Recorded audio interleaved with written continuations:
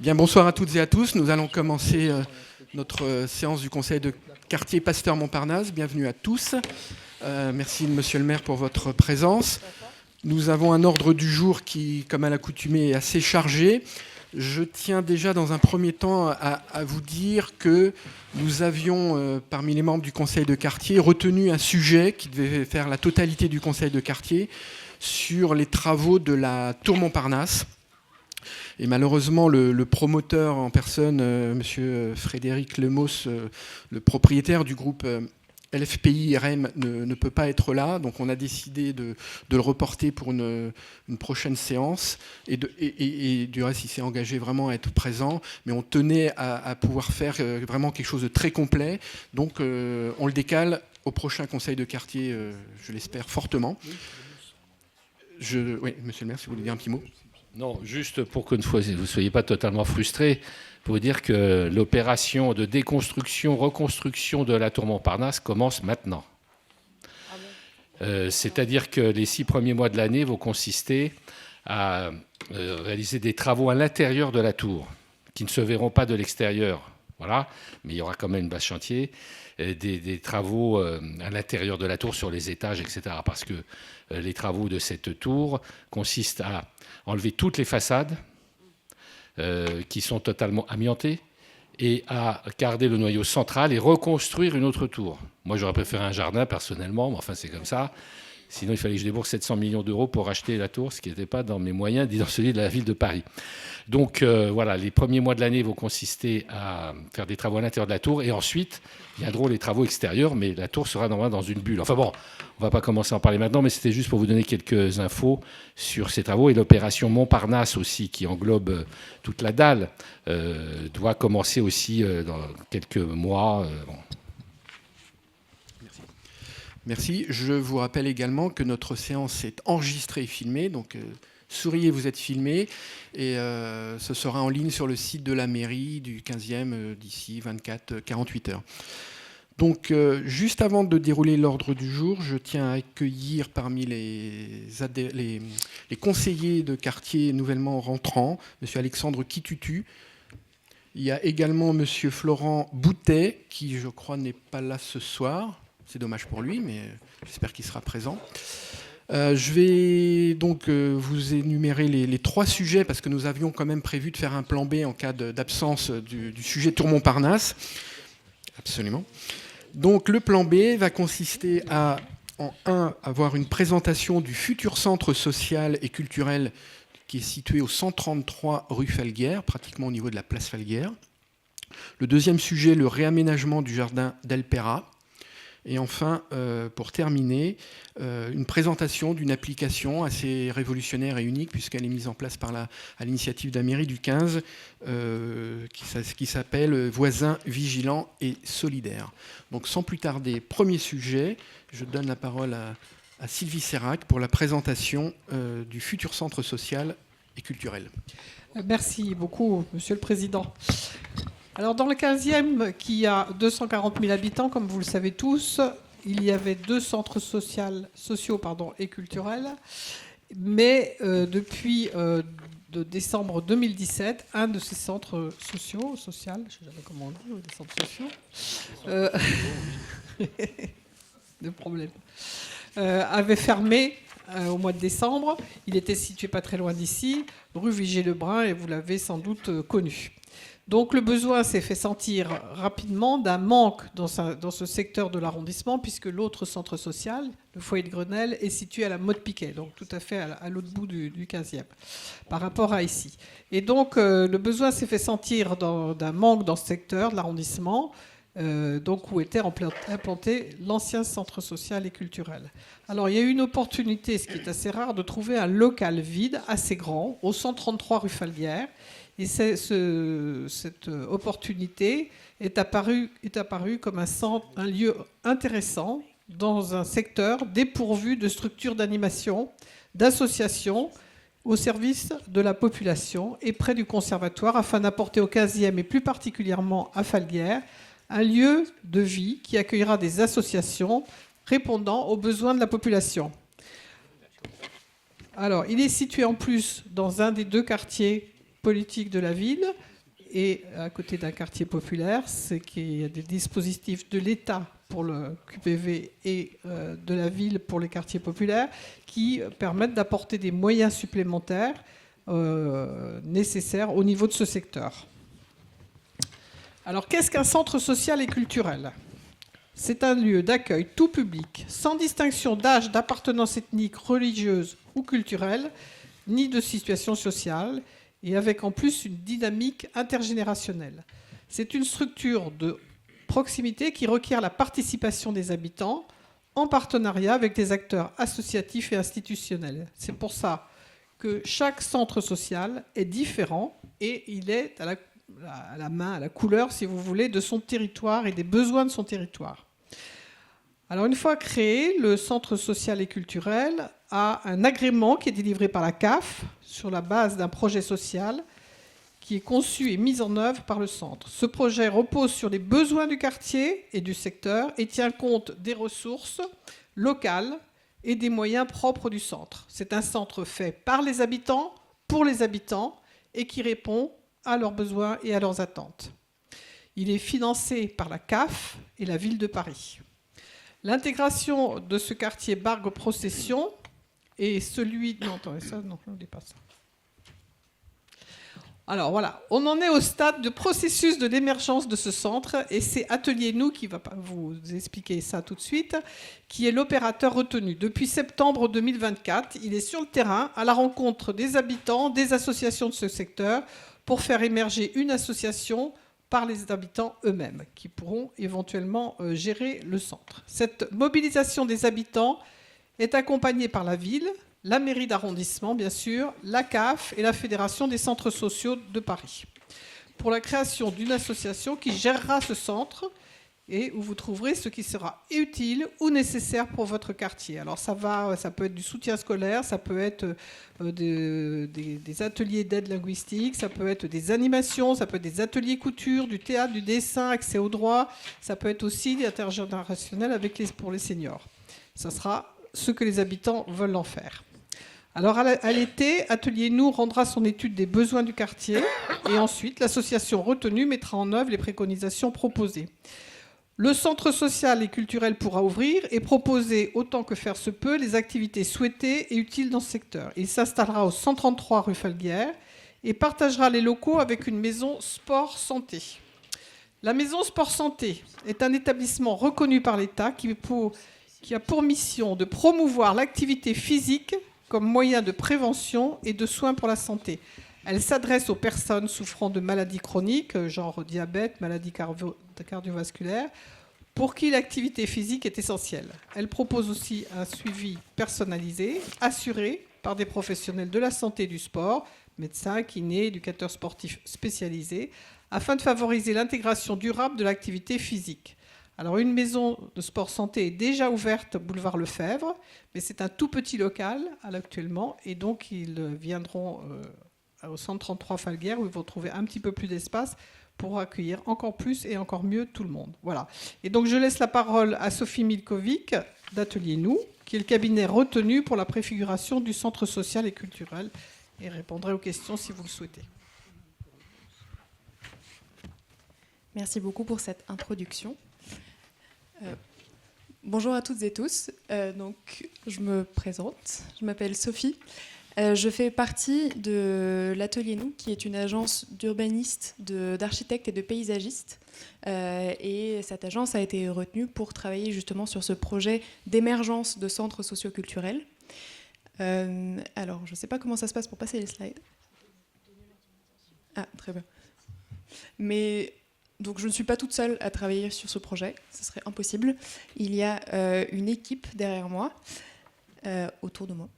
Et donc les deux personnes que vous verrez le plus souvent sur le terrain, lors d'événements notamment, ce sera moi-même et ma collègue Vanessa Stassi, qui est au milieu de la petite pyramide.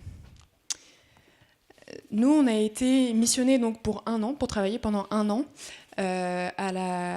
autour de l'émergence de ce centre socioculturel. Et notre objectif, c'est de mobiliser les habitantes et les habitants pour qu'il y ait une sorte de voilà, pour que cette émergence de centre social soit portée par les habitants et les habitantes qui vont bénéficier de ce centre socioculturel. Et donc c'est pour ça que je suis là aussi aujourd'hui pour vous en parler, puisque vous êtes les premières et les premiers concernés, et que vous avez beaucoup de choses, je pense, à contribuer justement à apporter à ce projet.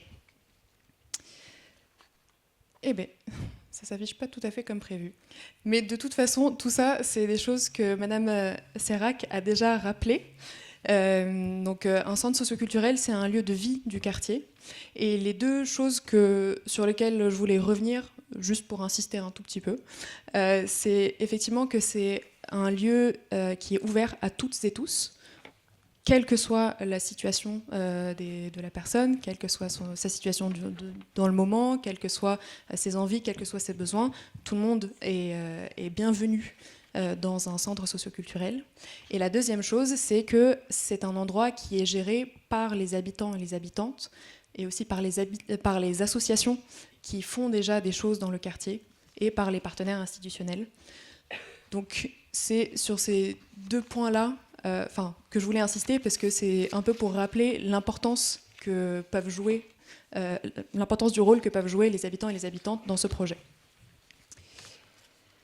Donc, le centre socioculturel, il sera implanté au 133 rue Falguière.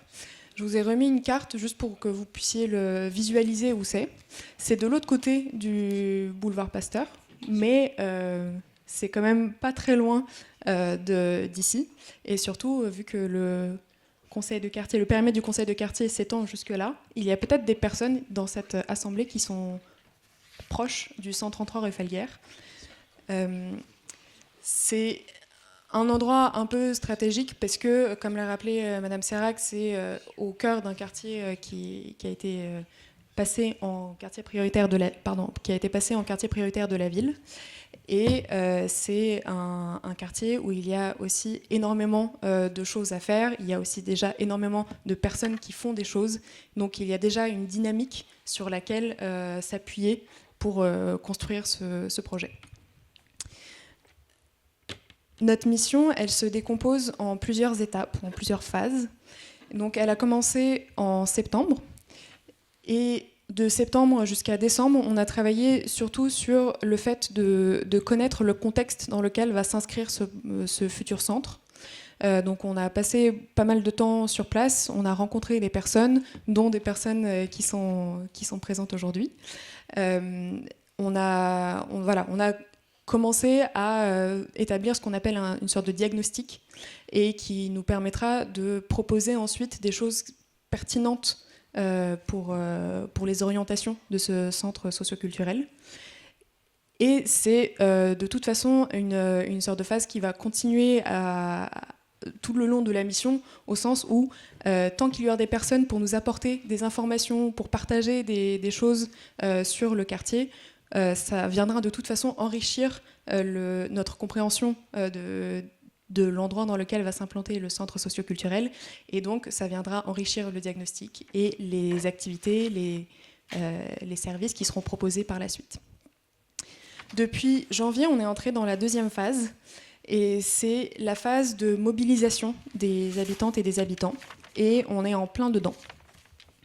Donc je vais vous parler surtout de ces deux premières phases, et surtout vous parler peut-être de ce que vous pouvez apporter si vous avez envie de participer à cette démarche. Il y a plein de choses à faire, il y a plein de manières de contribuer.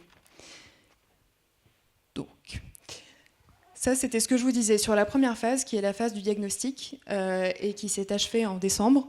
C'était beaucoup de temps sur place. Donc, comme c'est écrit, c'est de l'immersion dans le quartier pour faire des observations, pour rencontrer notamment des acteurs associatifs qui font des choses dans le quartier, et il y en a plein. Il y a eu aussi l'organisation de temps forts, notamment un temps fort en décembre, le 14 décembre, dans la rue Aristide Maillol, devant le jardin d'Alpera. Et donc ça a été une sorte de premier événement pour nous pour rendre publique la démarche, inviter les personnes qui vivent là à y participer et faire une sorte de jonction entre la phase de diagnostic et la phase de mobilisation. La deuxième phase, qui a commencé donc en janvier, elle a commencé par une restitution publique qui a eu lieu le 25 janvier dans la maternelle Alray. Donc il y a quelques personnes présentes dont je sais qu'elles étaient là. Si vous avez envie d'en savoir plus justement sur ce diagnostic, ce qu'on a retiré de toute notre première phase de travail, n'hésitez pas à venir me voir après le conseil de quartier. Je pourrais aussi vous envoyer des slides de présentation de cette restitution. Dans tous les cas, ça nous intéresse d'avoir vos retours sur ces éléments, parce qu'on a pu se tromper, et donc dans ce cas-là, on sera content d'être rectifié. Et si on ne s'est pas trompé, on sera aussi content de savoir qu'on ne s'est pas complètement trompé. Cette restitution, elle a donné lieu aussi à un premier atelier participatif. Et l'idée, c'était de commencer tout de suite à travailler sur qu'est-ce qui va nous guider dans le travail autour de cette émergence. Donc on est reparti des valeurs qui sont à la base de tout centre social, donc la démocratie, la solidarité et la dignité humaine. Et les personnes qui étaient présentes ont essayé de décliner ça à la fois en principe puis en activité.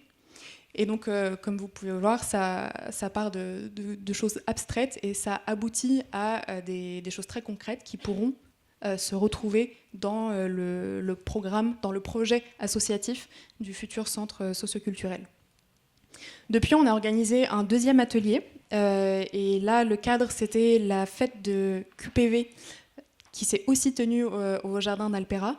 Et donc là, notre objectif, c'était plutôt de commencer à travailler sur les priorités.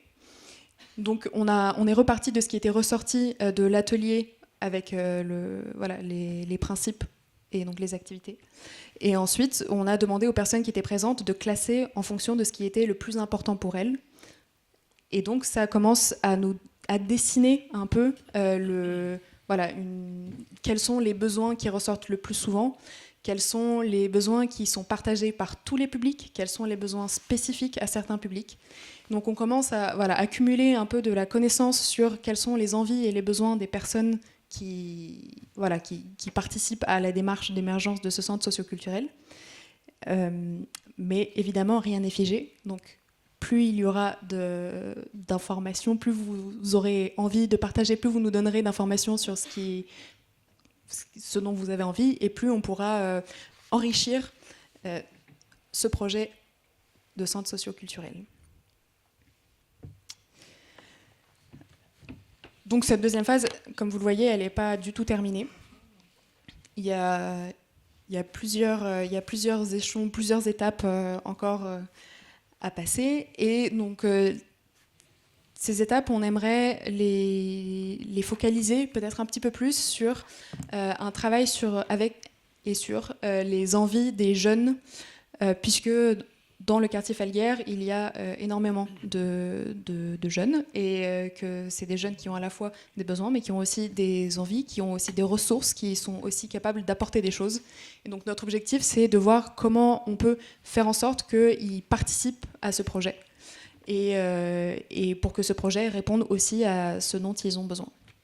Et puis un deuxième axe de travail qui est peut-être de réfléchir de proposer un événement de quartier, justement largement ouvert, pour aller dans le sens justement de la vocation d'un centre socioculturel, et donc de commencer à incarner toutes et tous ensemble ce projet qui est en train d'émerger. Donc dans tous les cas, dès qu'on aura plus d'informations sur l'un ou sur l'autre de ces axes de travail, on vous les communiquera. Et pour ça, si vous souhaitez être tenu au courant, n'hésitez pas à venir me voir aussi à la fin pour me donner vos coordonnées. Parce que pour l'instant, c'est essentiellement comme ça que l'on communique, comme ça, et à travers de l'affichage. Donc dans les commerces, dans l'espace public. Mais voilà, la manière la plus sûre d'être tenu au courant, c'est quand même toujours le mail. Et donc, la dernière slide, elle est pour vous. C'était pour parler de tout ce qui pourrait vous venir à l'esprit quand on vous parle d'un projet d'émergence participatif. Il y a plein de manières de contribuer, si vous souhaitez y contribuer. Mais comme on a pu le rappeler, vu que c'est un projet qui est fait pour les habitants et par les habitants, nous on pense que c'est quand même la base de la démarche que de s'adresser aux habitants et de s'appuyer sur ce qu'ils et elles peuvent nous apporter comme information. Et donc, si vous avez des questions, si vous avez envie d'en savoir plus sur le diagnostic, si vous avez des idées, des envies, si vous avez envie de vous engager dans ce processus, si vous avez envie de participer aux prochains ateliers, aux prochains événements, et si vous connaissez des personnes qui pourraient être intéressées par cette démarche, n'hésitez surtout pas soit à vous manifester, soit, après ce conseil de quartier, mais ça peut être aussi par mail à cette adresse. Et si vous nous croisez dans la rue, n'hésitez pas à nous interpeller. On sera toujours ravis de répondre à vos questions et de discuter avec vous. Merci beaucoup. Merci pour votre présentation. Beau projet, je pense nécessaire. J'ai bien noté qu'il y avait encore beaucoup de stades de réflexion sur le projet. Et je pense qu'il sera nécessaire, comme vous le dites, d'intégrer des personnes, des habitants. Donc je pense que c'est l'occasion dans ce conseil de quartier. On peut faire presque un appel à candidature parmi les membres de conseil de quartier si une ou deux personnes souhaitent un petit peu suivre ce projet. Ça ne serait pas inintéressant. Donc nous allons... je vais donner la parole à monsieur le maire et ensuite il y aura un jeu de questions, déjà dans un premier temps parmi les membres du conseil de quartier et ensuite il y a un micro-baladeur dans la salle qui se promène et donc vous leverez la main pour poser votre question ou faire un commentaire. Monsieur le maire. Oui, merci d'avoir présenté ce projet auquel nous sommes extrêmement attachés. Je remercie d'ailleurs la ville de Paris d'avoir financé ce nouveau centre socio-culturel dans le 15e puisque c'est le seul qui est... prévu, programmé pendant toute la mandature dans tout Paris. Comme mon adjointe Cécile vous l'a dit, le centre de la rue Figé-Lebrun plutôt, a été fermé il y a quelques années. Enfin fermé en tout cas, il a changé de destination. Et c'est d'ailleurs un immeuble nouveau qui va le remplacer. Et il était indispensable de ce quartier qui vient d'être classé en géographie politique de la ville, en géographie prioritaire de la ville par l'État l'année dernière, diriger un centre social, un centre culturel, de façon à permettre des activités telles qu'elles vous ont été présentées à l'instant, pour qu'il soit à la disposition de la population. Mais encore faut-il qu'effectivement la population s'approprie ce centre socioculturel et puis fasse des propositions. Il saura ce que vous voulez en faire en quelque sorte, hein, même s'il y a bien sûr un certain nombre d'impératifs. Et d'ailleurs, nous avons réussi à trouver des locaux. On a beaucoup galéré, si je peux dire, pour trouver des locaux. Mais en tout cas, ceux qui ont été trouvés, que j'ai visités d'ailleurs il y a quelques semaines, sont vraiment magnifiques, très importants, très spacieux, très lumineux. Enfin, je pense qu'on pourra faire beaucoup de choses au 133 Falguière. Donc, je voulais simplement dire que ce projet s'inscrit dans le cadre de la rénovation, requalification, restructuration du quartier Bargue-Falguière, sur lequel je ne vais pas revenir, parce qu'on en a souvent parlé ici, avec la démolition de la dalle, la rénovation du conservatoire, le grand projet de rénovation, surtout de la place Kandinsky, la remontée du marché tel que nous l'avons fait sur Falguière, enfin bref, beaucoup de choses qui se font. Et puis, on vous le dira tout à l'heure aussi, et ça fait partie évidemment de tout ça, de la restructuration du square d'Alpera également. Donc voilà, c'est ça que je veux dire pour vraiment vous demander de participer le plus possible à ce que vous voulez que ce centre devienne. Alors, quelques questions ou réflexions parmi les membres du conseil de quartier. Oui, Jean-Pierre Prost. Oui, merci beaucoup de me donner la parole. Madame, je voulais vous poser la question. Vous avez dit que vous allez recevoir les associations. C'est-à-dire les associations. Le problème quand vous gérez une association, que ce soit une association de copropriétaires, d'amicales, de professionnels et tout ça, c'est les salles de réunion. Est-ce qu'il y aura moyen de faire des réunions, par exemple de copropriété, dans ce local ?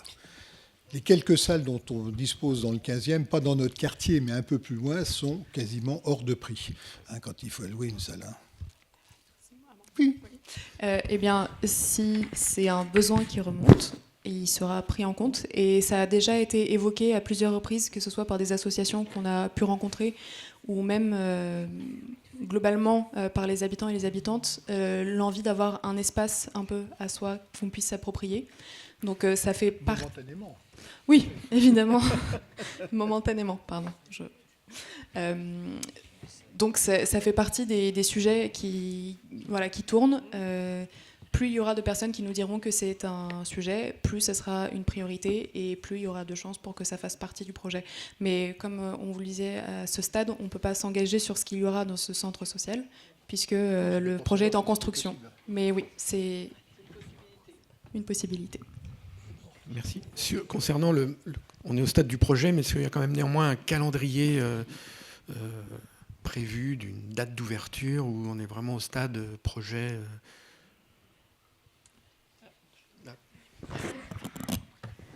Alors, date d'ouverture, c'est un petit peu compliqué. Il y a quelques travaux à faire. Il y a beaucoup de normes à respecter pour accueillir du public. Donc, c'est un établissement qui doit être ERP, il doit être accessible entièrement. Il l'est à peu près, mais bon, pas tout à fait encore assez. Et donc, pour l'instant, il y aura une espèce de pré-ouverture qui aura lieu vraisemblablement au début de l'année prochaine, qui sera une pré-ouverture, mais ouverture limitée. Et puis, tout ça continuera, et ça sera peut-être qu'à la fin de l'année que ça ouvrira vraiment. Voilà, si ce n'est l'année d'après. Et donc, tant que le centre, le lieu lui-même n'est pas ouvert, il y aura par contre des événements de préfiguration. Et donc, l'idée, c'est de tester le centre socioculturel, mais hors les murs. Donc, vous pourrez déjà participer à ça, contribuer à ça. Et ensuite, une fois qu'on aura des locaux au top, on pourra les intégrer déjà tout prêt, avec un collectif déjà tout structuré et qui se sera fait la main sur tout un tas de temps forts dans le quartier. J'ajoute que la maison de sport santé ouvrira avant, sera présente dans ces locaux avant, je ne sais pas exactement encore quand, mais comme eux, il n'y a pas beaucoup de monde à la fois, si vous voulez, qui pénètre dans les locaux. Ça sera sans doute possible avant. Et on souhaite aussi que ce local ouvre. Alors, il y aura effectivement des bureaux pour Atelier Nous, de façon à donner une visibilité aussi. Parce que là, on en parle, mais il faut que les gens voient qu'il y a quelque chose qui se passe, voient qu'il y a de la lumière, si je puis dire, qu'il y a de la vie qui va commencer. Et ça attirera à nouveau peut-être des nouvelles personnes, des nouvelles associations qui viendront là et qui pourront apporter et compléter ce que vous souhaitez faire de ce centre. Merci. D'autres questions ? Oui, c'est juste une précision. Je suis restée un peu pendue à vos lèvres quand vous avez dit qu'il y avait eu un atelier pour classer les priorités. Alors j'ai peut-être mal compris, est-ce qu'il s'est tenu ou pas ? Est-ce que vous pouvez nous donner une visibilité sur les priorités qui ont été qui sont ressorties de cet atelier ? Alors l'atelier s'est bien tenu. Le sujet avec ce genre d'atelier, c'est que quand il n'y a pas une participation massive, on ne peut pas se fonder uniquement sur cet atelier-là pour dire que c'est les priorités qui seront retenues. Par contre, il y a déjà quand même des sujets qui ressortent. Et donc, parmi les priorités transversales, il y a le fait d'avoir une cuisine partagée avec des animations autour de ça. Il y a le fait de proposer des ateliers de lecture. Et la troisième m'échappe, mais je pourrais vous la retrouver et vous écrire à ce sujet. Dans atelier de réparation vélo. Et ensuite, il y a des priorités un peu par public. Et donc, par exemple, pour les plus jeunes, la grosse priorité, c'est le soutien scolaire. Pour les ados et les jeunes adultes, c'est beaucoup plus l'activité physique et sportive. Pour les adultes, c'est plutôt axé parentalité. Et donc, c'est plutôt sur créer des réseaux d'entraide entre parents. Et pour les seniors, pour le coup, c'est beaucoup plus équitable. Tout est une priorité. Et donc, il y a à la fois l'activité physique, à la fois les ateliers de lecture, des choses un peu intergénérationnelles. Et pareil, la troisième m'échappe, mais ça fonctionnait par 3. Dans tous les cas, en fait, on a fait des supports de restitution de chacun de nos ateliers, et qu'on peut communiquer. Donc on pourra les envoyer aux personnes qui voudront les recevoir. Donc n'hésitez pas à nous donner vos mails et les sujets spécifiques qui vous intéressent. Parfait. Alors, est-ce qu'il y a des questions dans le public? Il y a un micro. Donc n'hésitez pas à lever la main pour faire part de vos observations, interrogations, commentaires. N'ayez pas peur. Ah, une main se lève.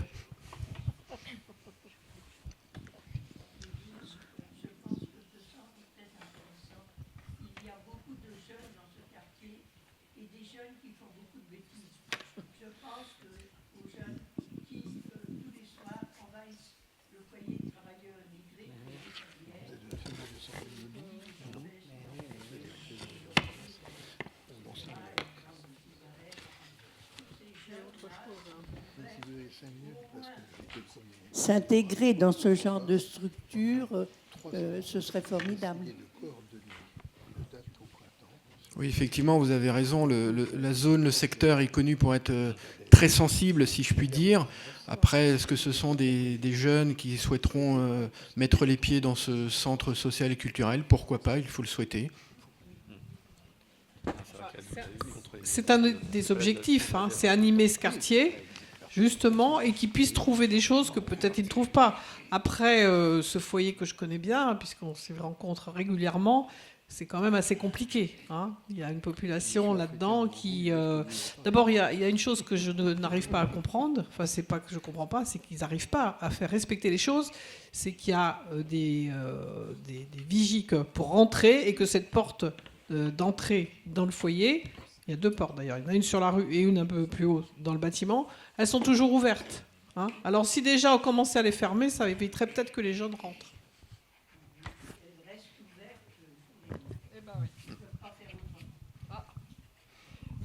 Ils peuvent très bien faire autrement, mais c'est parce qu'ils laissent rentrer des gens qui sont extérieurs au foyer et qui zonent ou habitent, ou je ne sais pas comment on peut appeler ça, dans le foyer. Voilà. Donc ce foyer, il est prévu pour 90 personnes, 100 personnes, et il y en a 200 qui couchent là-dedans. Ouais, il y a un gros souci, j'allais dire, du respect du règlement intérieur de cet établissement, et on est très loin de ce qui serait une norme usuelle. Voilà. D'autres questions? Ouais, je vais juste intervenir là-dessus, mais il y a bien quelqu'un qui le gère, ce foyer. Il y a des responsables. Donc peut-être que voilà, c'est peut-être avec eux qu'il faut voir ça, quoi. Non, alors je peux vous dire qu'on a été très j'imagine, souvent des réunions, etc., mais qui J'imagine. n'arrivent pas à faire obtenir. Ils ont, enfin bon, on va pas rentrer dans le détail, T'arrives c'est pas pas à le débat régler, du oui, jour. bien Hein, sûr, mais, bien sûr.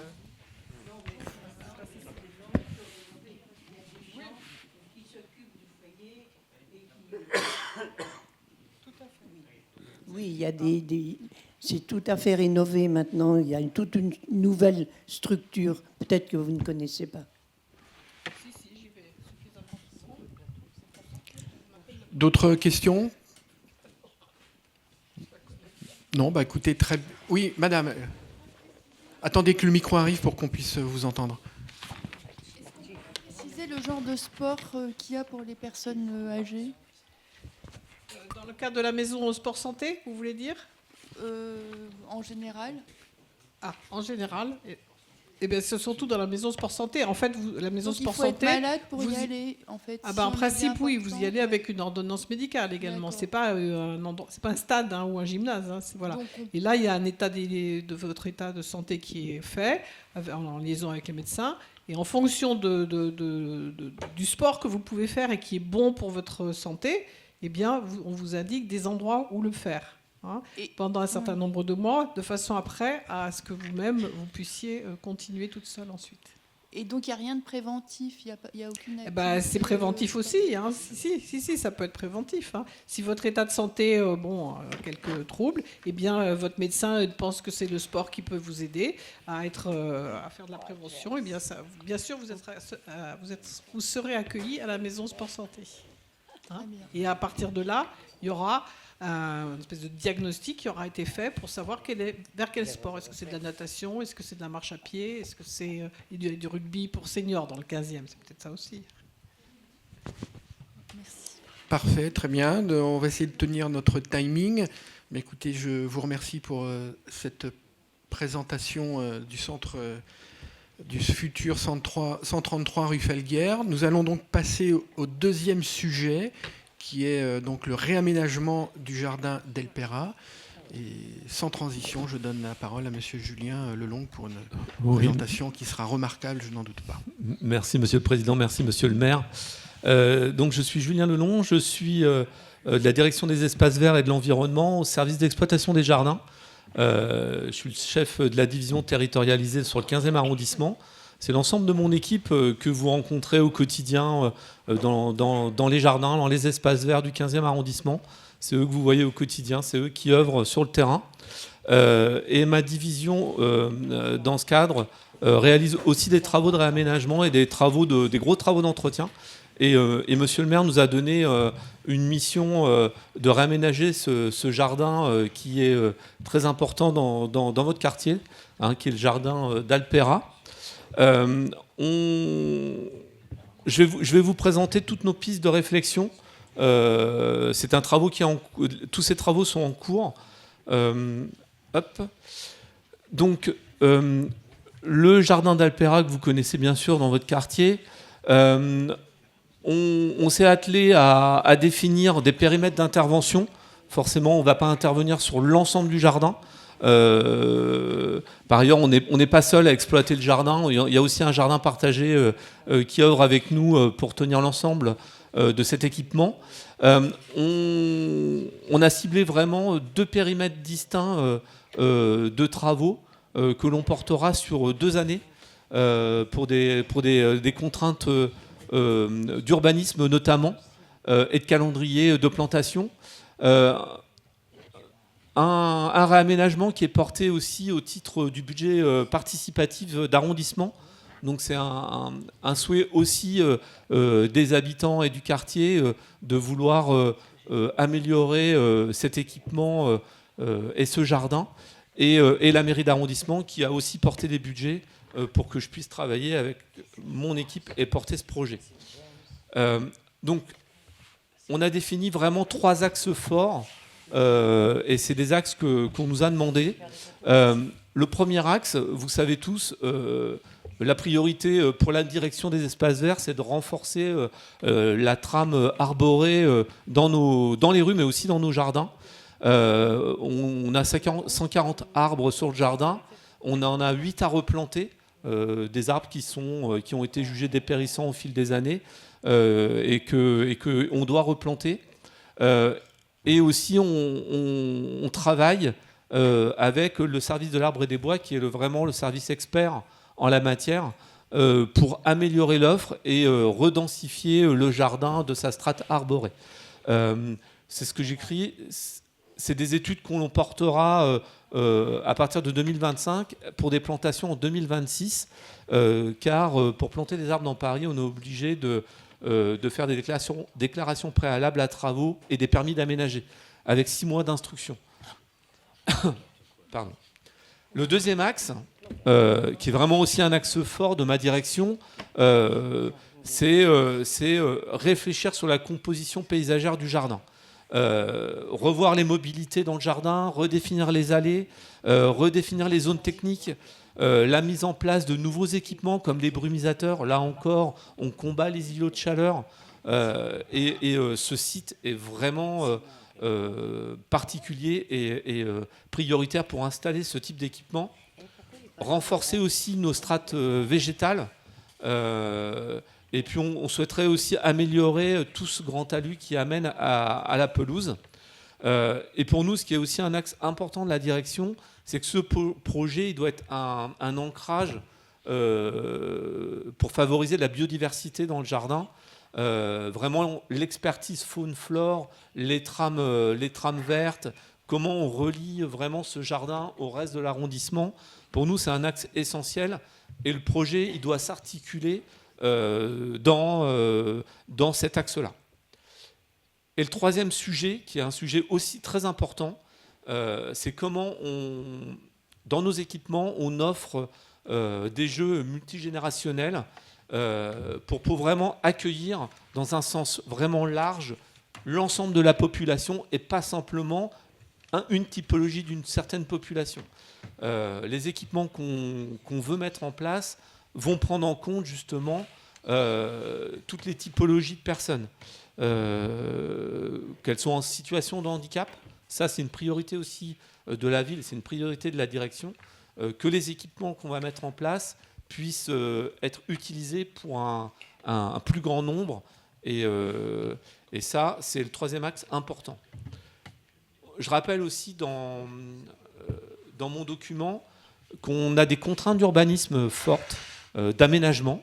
On ne construit pas un bâtiment, mais on a des règles de construction qui nous imposent de faire des déclarations préalables auprès de l'État. Ça prend plusieurs mois d'instruction, d'échanges avec l'architecte des bâtiments de France, avec les services de l'État et de la direction de l'urbanisme de la ville.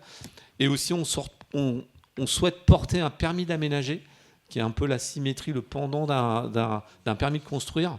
Et là, pour le coup, c'est 6 mois d'instruction. Et on veut vraiment rendre un projet qui corresponde aux attentes et aux besoins. Dans mon programme en 2 phases, le premier axe et la première phase de travaux en 2025, c'est de revoir l'utilisation de ce terrain de basket qui est monosportif, qu'on voudrait rendre plus mutualisé sur plusieurs sports, en multisport. Donc revoir le périmètre du jeu de basket actuel pour pouvoir l'agrandir dans la zone du jardin et en faire un multisport qui serait plutôt axé sur basket, jeu de main, hand, basket et aussi foot, avec des dimensions acceptables dans le périmètre du jardin. On voudrait aussi ajouter des agrès sportifs, des agrès qui puissent être dans une pratique intensive, sportive qu'on peut rencontrer sur l'espace public et dans certains des jardins du 15e, mais aussi une pratique douce et une pratique inclusive. Pour nous, c'est très important. Ce projet, on le portera en 2025. On a bien conscience que l'aménagement de ce type d'équipement aura un impact forcément sur le jardin, dans sa périphérie. Donc ça, nous, on y réfléchit comment intégrer ce terrain au mieux avec la physionomie et le périmètre du jardin, et aussi l'impact qu'aura cette structure dans le quartier, clairement. On souhaite mettre en place des équipements qui puissent respecter aussi les autres usages du jardin et du quartier, ne serait-ce que des usages de détente, de pouvoir s'installer tranquillement dans le jardin, se reposer, profiter de l'îlot de fraîcheur sans que l'équipement sportif soit un point de crispation.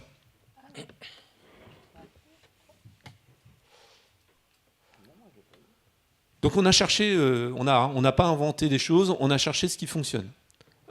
Actuellement, on regarde quelles sont les possibilités techniques d'agrandir ce terrain. On a plusieurs solutions qui s'offrent à nous. Des solutions qui s'intègrent plus ou moins dans le paysage. Ça va être une discussion qu'on va partager avec l'architecte des bâtiments de France. En tout cas, on a bien eu dans la commande du maire et dans les premiers retours de son équipe, il il faut absolument qu'on mette en place un équipement qui soit le plus acoustique possible. Voilà. Ça, c'est une priorité de ce type d'équipement, surtout implanté dans un jardin au cœur d'un quartier avec de nombreuses habitations. On a des solutions techniques. Ça, on va les mettre en place. Il faut qu'on les chiffre. Il faut qu'on les présente à l'ensemble de nos équipes techniques. On a mis des référentiels. Dans le 13e arrondissement, le square René Le Gall, un dispositif de maille de grillage qui est plutôt assez léger, où on a des perspectives qui sont conservées, on voit à travers, on voit ce qui s'y passe, et au niveau acoustique, c'est quand même assez l'idéal. Ou alors, plutôt des panneaux un peu plus rigides, mais avec des dispositifs de cylindre bloc qui permettent d'absorber plus les vibrations. Et le sol aussi, un sol amortissant qui va garantir une épaisseur suffisante pour amortir les ondes de choc. Un calendrier sur 2 ans. On a cette problématique d'un calendrier de réalisation d'infrastructures où on a peu de contraintes, hormis les procédures d'urbanisme. Par contre, dans le végétal, dans le vivant, on ne peut pas planter d'arbres en plein mois de juillet, on ne peut pas planter d'arbres au printemps. Les arbres, c'est de novembre à février. On va dire début mars, là, on termine nos campagnes de plantation. Et ça, c'est une contrainte à prendre dans nos calendriers. C'est pour ça qu'on décale sur 2025, on commence nos travaux après l'été pour vraiment terminer cette première phase avec toutes nos plantations. Et de la même manière, la réflexion de l'aire de jeu, elle se fera sur la deuxième partie en 2026 et justement, on terminera par nos plantations. Hop.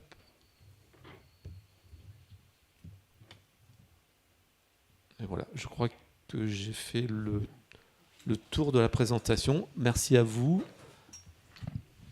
Merci pour cette présentation. Effectivement, il faut rappeler qu'il y a quelques années, il y avait eu des travaux de réaménagement un petit peu, mais à dose beaucoup plus faible sur le square. Là, effectivement, on parle toujours d'argent. Il y a une enveloppe qui est quand même assez conséquente avec le budget de 250 000 euros, plus l'enveloppe du budget participatif, mais par contre qui est pour l'ensemble de l'arrondissement. Exactement. Donc il y a encore une petite enveloppe qui va grever et augmenter les 250 000 euros. Et effectivement, ce réaménagement n'est pas que de la verdure, mais les équipements que vous avez présentés. Et je pense qu'ils sont vraiment nécessaires pour la vie d'un parc et jardin qui paraît petit, mais finalement, avec les allées, il est quand même assez grand, et qu'il soit accessible avec des activités possibles d'apaisement. Si quelqu'un veut juste, par les beaux jours, lire un livre dans le parc, des enfants jouer ou des adultes faire du sport, comme ça, on le trouve de plus en plus, c'est, je pense, quelque chose qui sera apprécié de nous tous dans le quartier. Oui, merci. C'est vrai qu'on a une chance d'avoir un budget confortable et ça nous permet justement de ne pas simplement avoir une vision très réduite d'un raménagement d'une structure, mais vraiment sur un plan large, en intégrant vraiment le thème de la biodiversité aussi, qui est vraiment important. Très bien, donc on va commencer par un premier petit tour de table au niveau des conseils de quartier. Je vois Zelda lève la main, le micro. Je vous remercie pour votre exposé. Cet aménagement est vraiment très très attendu dans le quartier puisque les jeunes jouent souvent au foot dans la rue Aristide Maillol qui a une résonance acoustique malheureusement et les jours se prolongeant qui va jusqu'à des heures assez difficiles et les riverains ont beaucoup de problèmes pour se reposer et dormir. Et le foot était toujours une des principales demande de la part des jeunes. Donc je pense que ça va apporter une sérénité pour le vivre ensemble dans le quartier. Oui, effectivement. Et forcément, on doit s'attacher à pas créer un usage qui va être contradictoire avec un autre. Vraiment, on va essayer que l'ensemble des usages, on partage vraiment le jardin pour tous et à toute la période d'ouverture du jardin. Dans tous les cas, l'infrastructure, elle sera à l'intérieur du jardin et elle sera ouverte aux horaires de jardin. Monsieur Kitoutou. Oui. Ce que je voulais savoir, c'est que, bon, pour les gens qui ne connaissent pas le parc d'Alpera, c'est une cuvette. Hein. Les montagnes, c'est les immeubles. Et vous avez le parc qui est enterré. Voilà. Sur les projets donc, du centre socio-culturel, il y a une étude marketing qui a été faite, qui continue d'ailleurs, on n'a pas encore des réponses. Je voulais juste savoir, est-ce que vous avez, vous, fait une étude du point de vue des habitants pour savoir un peu, poser des questions, ou donc poser ce que vous avez comme projet de biodiversité, c'est très bien. Mais est-ce que vous avez demandé au voisinage, à la population, faire une petite enquête pour savoir ce que les gens veulent? Alors, pour l'instant, on n'est vraiment que sur des études. On n'a pas fait de concertation. Voilà, on vous présente ce travail-là, on l'a construit depuis février. Hein, donc, vous avez la primeur de cette présentation. Donc, c'était aussi ce conseil de quartier, un moyen d'avoir un premier retour de votre part. Je sais qu'il y a une association qui est dans le quartier, qui œuvre avec les jeunes. On va se rapprocher d'elle. Je sais qu'on a nos collègues aussi de la direction des jeunesses et des sports qui ont une vision aussi large des besoins des quartiers. Donc on communique entre les services déconcentrés sur le territoire. Donc tout ce travail, il est encore à faire. C'est pour ça qu'on ne vous a pas présenté un équipement définitif, mais vraiment des pistes et des réflexions. Oui, parce qu'effectivement, M. Kitoutou a raison de rappeler, Zelda faisait écho du bruit de ceux qui jouent au foot juste dans les rues, mais effectivement, ça fait un peu une cuvette. Alors, qui dit jardin, il y a des allées-venues, il y a des gens qui restent, et ça peut être bruyant. Je pense que il faut avoir pas une étude, mais y réfléchir un petit peu.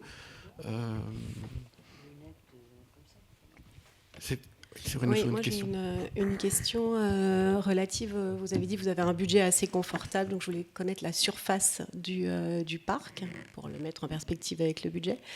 Et j'ai une deuxième question. Vous avez évoqué le renforcement de la trame arborée et de prolonger ou en tout cas de faire relier ce jardin au reste de l'arrondissement. Il est à un jet de pierre du boulevard Pasteur, qui a une rangée de marronniers qui est complètement à l'abandon, et même une partie du haut du boulevard qui, pour le coup, est totalement vide de végétation pour ensuite se prolonger vers la place de Catalogne.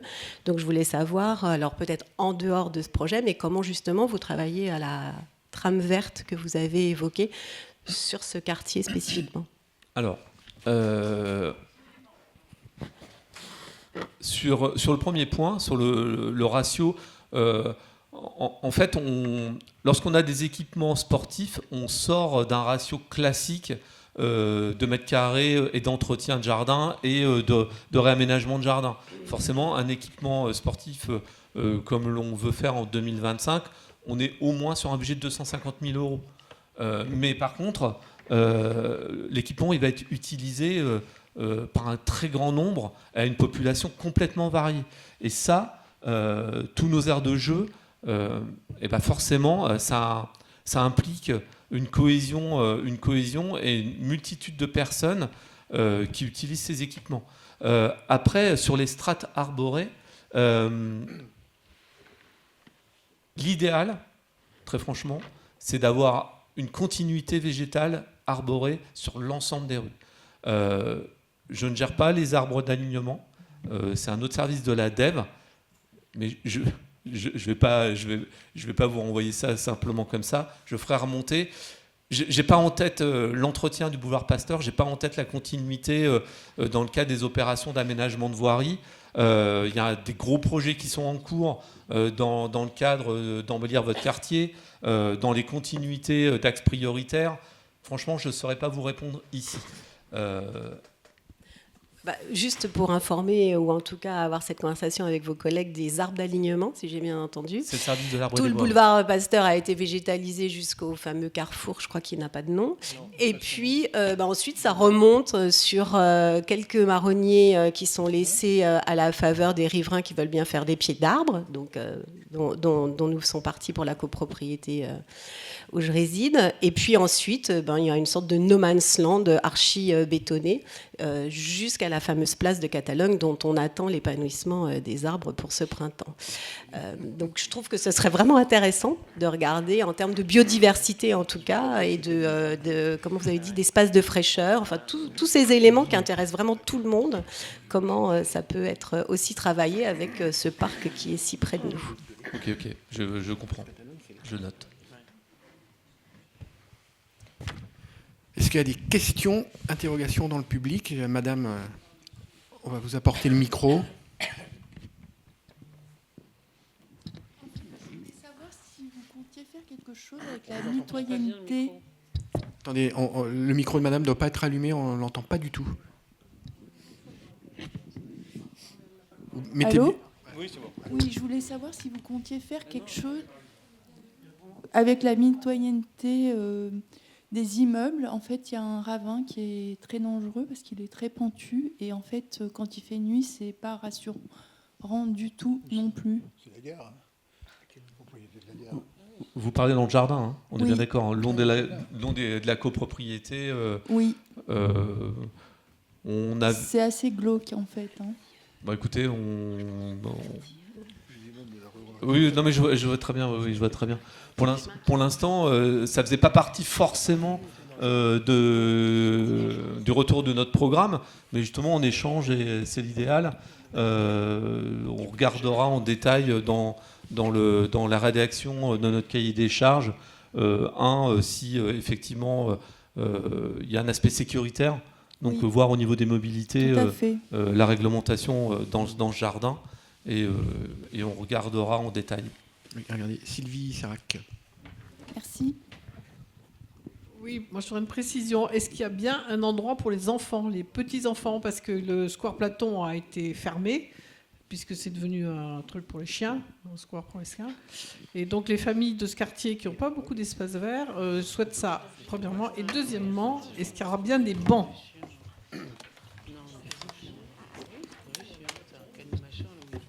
Pardon. Alors oui, sur le premier sujet, et c'est pour ça qu'on avait souhaité travailler en profondeur sur le projet. On va reprendre entièrement l'aire de jeu pour les petits, la requalifier entièrement, regarder le périmètre si on ne peut pas l'étendre, au moins revoir cette configuration qui est un peu particulière, je dois dire, voir si on ne peut pas y intégrer des ombrières, notamment. Et sur le deuxième sujet du mobilier, des bancs, dès 2025, on va redéployer du mobilier là maintenant, parce que c'est vraiment, franchement, c'est pas acceptable. Et il y aura une deuxième phase en 2026 où on va réintégrer des mobiliers. Question encore dans le public? Oui, c'était seulement pour dire que les bancs étaient très attendus dans le quartier par les personnes âgées. Voilà. Et je pense que... Non, mais vous avez vraiment raison, madame. Là, c'est vraiment une priorité de remplacer le mobilier dans le jardin. Jean-Pierre Prost. Oui, madame, je vous remercie d'avoir posé la question des bancs parce qu'on s'est bagarré aux précédentes mandatures pour le boulevard de Vaugirard et le boulevard Pasteur. Vous avez vu les bancs qu'on nous a mis. C'est complètement... On ne peut pas s'asseoir, c'est des blocs de béton. Quand on a demandé qu'il y ait au moins des dossiers, on nous a mis des dossiers qui sont tellement inclinés que vous ne pouvez pas vous asseoir parce que vous coupez le bas du dos. C'est vraiment une catastrophe. Alors qu'à Paris, on a quand même un mobilier urbain parisien qui est un peu l'héritage de... Oh, j'ai un trou tout d'un coup. Non, des stations de métro de Guimard, voilà. Il y a les fameuses fontaines Valas, il y a le banc parisien qui est connu du monde entier. On nous a collé des blocs de béton qui sont complètement... on ne peut pas s'asseoir dessus, c'est pas possible. Hein. Alors on s'est bagarré là-dessus, mais la ville de Paris n'a rien voulu changer. Hein. Monsieur Besnier. Oui, monsieur. Ce jardin est très particulier. il est fragmenté. Vous avez toute la partie gauche qui est un lieu de transit, de passage. On ne fait que passer dans cet espace. Vous avez un kiosque qui laisse supposer qu'il peut y avoir des activités. Et puis vous avez cette pente, ce gazon, où c'est le véritable espace où les gens s'installent et s'occupent pour la belle saison. Je veux dire, c'est vraiment quelque chose d'étrange. Et je voudrais bien connaître votre projet parce que il y a vraiment, pour beaucoup de personnes habitant le quartier, une attente très forte pour l'occuper d'une façon très particulière, c'est-à-dire soit avec des activités culturelles, soit avec d'autres types. Je veux dire, c'est pas péjoratif quand je dis ça. Donc, moi, j'attends impatiemment votre projet parce que il est vraiment très typé comme square.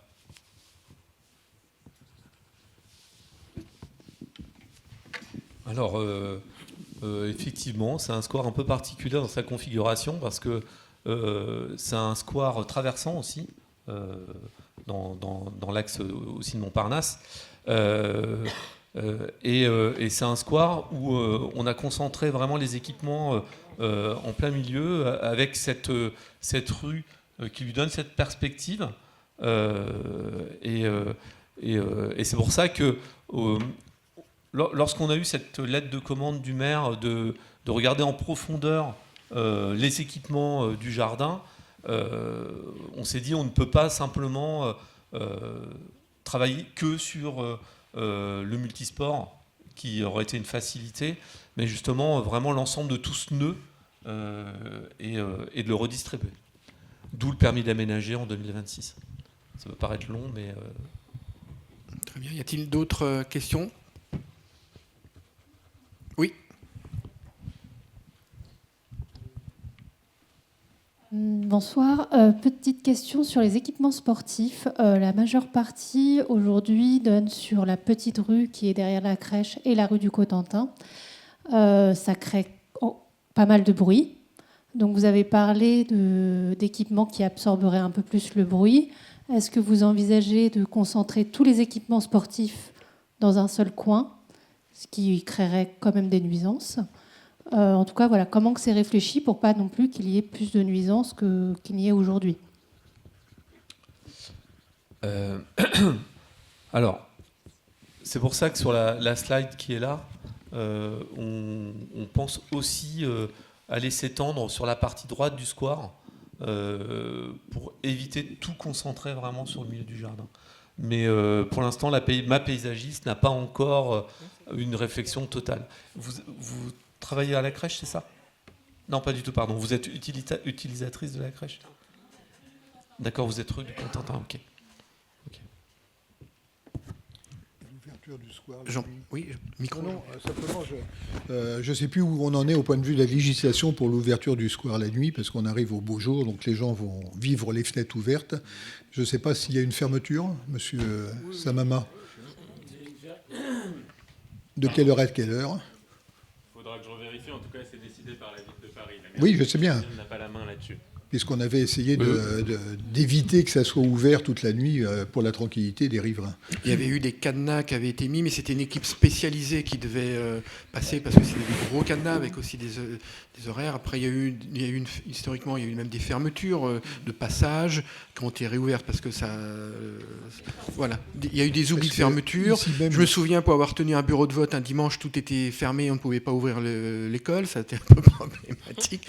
Mais effectivement, pour en revenir vraiment là sur le parc en lui-même, je pense que ce qu'il faut retenir, c'est qu'il y a encore on est encore un peu au stade du projet, c'est ce que je retiens ce soir, et qu'il faut vraiment que vous teniez compte des avis des uns et des autres.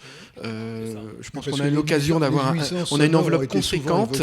L'idée, ça ne serait pas de faire du beau, mais un petit peu... je ne vais pas dire du n'importe quoi, mais sans avoir réfléchi et pensé à tout le monde. Donc, il faut vraiment mettre dans la boucle, j'allais dire, toutes les parties prenantes, et en premier chef, les habitants du quartier. Donc, soyez un relais avec notre conseil de quartier, parce que nous sommes aussi le relais des habitants, et je pense qu'on aura effectivement l'occasion d'avoir quelque chose de beau. Bien, écoutez, merci de votre présence et de votre présentation. Nous allons passer au dernier sujet. Alors d'habitude, on demande aux gens d'éteindre leur téléphone portable. Là, nous allons bientôt pouvoir l'ouvrir. Et je vais donner la parole à Anthony Samama pour une présentation de l'application Voisins Vigilants Solidaires.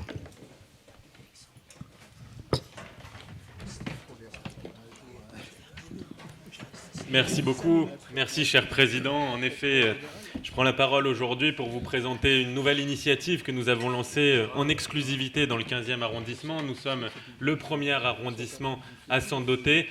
Et cette initiative, c'est quoi? C'est une application, un site internet qui s'appelle Voisins Vigilants et Solidaires. Vous connaissez sans doute déjà Voisins Vigilants et Solidaires. C'est déjà utilisé par des milliers de Français partout en France, mais pas encore à Paris. Et nous avons voulu, parce que la sécurité non seulement doit être l'affaire de tous et que chacun a un rôle à jouer pour renforcer la sécurité du 15e arrondissement, mais aussi parce que la sécurité est une priorité absolue dans le 15e arrondissement, nous doter d'un outil supplémentaire d'action, d'efficacité et de pragmatisme. Concrètement, cet outil, comment ça marche? D'abord, vous dire que, en effet, les personnes qui l'ont utilisé sont nombreuses en France et il y a 2 Français sur 3 qui connaissent cette application. Il y a 90% des mairies qui ont constaté que la mise en place de cette application permettait de diminuer l'insécurité et le sentiment d'insécurité dans ces villes. Il y a 70 000 communautés de voisins et 1000 mairies partenaires. C'est un outil efficace pour diminuer en effet les cambriolages et les incivilités. Comment ça marche concrètement? Concrètement, vous téléchargez l'application ou alors vous allez sur le site internet Voisins Vigilants et Solidaires, vous vous créez un compte avec votre adresse mail, un mot de passe, vous laissez votre adresse postale, vous pouvez laisser votre numéro de téléphone également et vous allez être relié, vous devez aussi déposer un justificatif de domicile et vous allez ensuite à partir de là être relié à un micro-quartier, à un quartier du 15e arrondissement. Concrètement, ce qu'on a fait, on a travaillé avec les fondateurs de l'application pour diviser la cartographie du 15e en 10, en l'occurrence les 10 conseils de quartier. Et donc quand vous vous inscrivez, vous laissez votre adresse mail, votre adresse postale également, vous allez être rattaché à un quartier en particulier. Ce rattachement à un quartier en particulier vous permet 2 choses, non seulement de laisser des messages sur cette application qui alertent en temps réel l'intégralité des personnes qui vivent dans ce quartier autour de vous. Ça peut être en effet des cambriolages, un comportement douteux, ça peut être une fuite de gaz ou autre. Ça peut être aussi, je le précise, et ça nous tient à cœur, des actions de solidarité. Ça peut être quelqu'un qui, pour son grand-père ou son grand-mère, sa grand-mère, laisse une annonce pour savoir s'il n'y a pas quelqu'un qui serait disponible pour l'accompagner, pour faire des courses ou autre. Et ensuite, ces alertes, non seulement elles sont horizontales, si j'ose dire, c'est-à-dire qu'elles alertent l'intégralité des habitants qui sont dans le quartier, mais elles sont aussi verticales, c'est-à-dire que nous recevons, quand je dis nous, c'est votre serviteur, la police nationale, l'intégralité des alertes qui sont laissées par des habitants. Et ça nous permet de réagir, non seulement d'avoir le plus d'informations possible, parce qu'évidemment, nous ne pouvons pas être partout, que ce soit la police municipale, la police nationale, la mairie, dans un arrondissement grand de 240 000 habitants. Et donc nous avons besoin de ces informations pour avoir une réponse qui soit la plus pertinente possible en fonction des problématiques que vous vivez. Dans chaque quartier, évidemment, nous suivons la situation, mais chaque alerte en temps réel nous permet d'agir et derrière aussi d'alerter les autres habitants et éventuellement de vous apporter une réponse sur ce qu'on a pu mettre en place pour mettre fin à ces problématiques. Je vous donne un exemple très concret. Il y a eu, pas plus tard qu'avant-hier, une alerte de quelqu'un qui nous disait dans une des rues du 15e, il y a des travaux et donc en fait il y a un certain nombre de 2 roues qui utilisent le trottoir pour ne pas avoir à faire le tour du quartier. Dès le lendemain, j'ai vu cette annonce, il était 18h, dès le lendemain on a pu mettre en place avec la police municipale pendant 1h30, le matin même, de 8h à 9h30, des actions de la police municipale et il y a eu 7 PV qui ont été dressés. Je ne dis pas que c'est la solution à tout, évidemment, mais disons que ça nous permet d'avoir quand même le plus de matière possible, le plus d'informations possible pour nous permettre de répondre au plus près de vos problématiques. Je fais une insiste quand même parce qu'il y a beaucoup d'outils qui existent dans le 15e et en effet, on essaye d'être le plus actif possible sur les problématiques de sécurité et tous se complètent les uns les autres. D'abord sur les problématiques d'urgence. Il y a un numéro à avoir en tête, et évidemment, Voisins Vigilants et Solidaires ne doit pas venir obstruer ou remplacer ce numéro d'urgence, c'est évidemment le 17 police secours pour la police nationale. Et je vous invite, chacun et chacune, à appeler le 17 aussi souvent que nécessaire pour une intervention d'urgence dans les quelques minutes qui suivent. Pour la police municipale, l'équivalent du 17, c'est le 3975, évidemment, dans le cas des prérogatives de la police municipale. Ensuite, avec la police nationale, on a lancé il y a 6 ans maintenant une cellule d'écoute et de traitement des doléances, la fameuse cellule Écoute 15, j'imagine que certains d'entre vous la connaissent. C'est une adresse mail qui vous permet de contacter directement la police nationale du 15e arrondissement. Le constat qu'on a fait, c'est que quand vous souhaitez rentrer en contact avec la police nationale, vous pouvez soit appeler le 17, mais c'est réservé à une urgence, soit aller au commissariat. Il y a en général, et on le déplore tous, plusieurs heures d'attente. Et donc là, ça vous permet d'avoir un contact direct avec les policiers qui interviennent au plus près de vos quartiers pour répondre aux problématiques que vous avez, évidemment pas dans un cas d'urgence, mais pour pouvoir nourrir ce lien, faire remonter des informations. Comme c'est une adresse mail, vous pouvez aussi envoyer des photos, des vidéos, chose qu'on ne peut pas faire à travers le 17. Et ensuite, donc voilà, 17, 3975, la cellule d'écoute et de traitement des doléances. Et enfin, j'en finirai par une application qui s'appelle Dans ma rue, que vous connaissez peut-être, qui a été lancée par la ville de Paris. Et Voisins Vigilants et Solidaires s'inscrit aussi en complément de cette application. Dans ma rue vous permet à chacun d'entre vous de saisir la ville de Paris, la municipalité, en fonction de problématiques données. Ça peut être lié à des dépôts sauvages, ça peut être lié à des problématiques d'incivilité ou d'insécurité, ça peut être lié à des problématiques liées à la propreté. Et donc cette application est, si j'ose dire, un petit peu plus large parce qu'elle englobe non seulement les services de la ville de Paris, mais aussi la police nationale, mais aussi de manière horizontale les habitants entre eux. Et ça, c'est quelque chose qui est véritablement inédit dans le 15e. On croit rêver quand on se dit qu'on n'a aucun moyen aujourd'hui de contacter les personnes qui vivent autour de chez soi, quelle que soit la problématique, que ce soit une problématique de solidarité ou d'insécurité. Cet outil, aujourd'hui, vous permet de contacter, de saisir, d'alerter l'ensemble des riverains qui vivent autour de chez vous, d'alerter la mairie. Concrètement, donc, vous recevez à chaque fois qu'un habitant dépose une alerte, vous la recevez par SMS ou via une notification sur votre portable. L'alerte est géolocalisée sur l'application. Vous avez une carte sur l'application qui vous permet effectivement de voir précisément où cette alerte a été déposée. Et ensuite, nous faisons le lien avec les forces de l'ordre si nécessaire et nous essayons d'intervenir le plus possible. Pourquoi rejoindre la communauté Voisins Vigilants et Solidaires ? D'abord, on l'a dit, pour être acteur véritablement de votre sécurité, nous ne pouvons pas être partout et chacun a un rôle à jouer. Et ça nous permettra à tous d'améliorer les choses pour aider votre commune à lutter en effet contre les cambriolages, les incivilités, etc. Et enfin, pour renforcer le lien de solidarité. On a évoqué plusieurs sujets de solidarité. Je sais que ça tient à cœur Sylvie Sérac. Pour renforcer encore davantage ce lien de solidarité qui peut exister entre les habitants du 15e arrondissement. Je ne vous montre pas la vidéo démo, j'imagine que vous avez compris le principe. Vous voyez sur la droite de votre écran à quoi ressemble la géolocalisation avec votre point géolocalisé, votre conseil de quartier et ensuite derrière tout un tas d'alertes qui sont dressées en fonction des adresses sur certains points spécifiques. Cette slide n'est plus à jour, mais simplement pour finir par vous dire qu'en l'espace de 3 semaines, nous avons lancé le dispositif Voisins Vigilants et Solidaires il y a maintenant 3 semaines. En 3 semaines, nous avons eu plus de 650 foyers qui se sont inscrits sur Voisins Vigilants et Solidaires. Il y a eu plus de 1500 messages qui ont été déposés par les habitants, la mairie ou autres.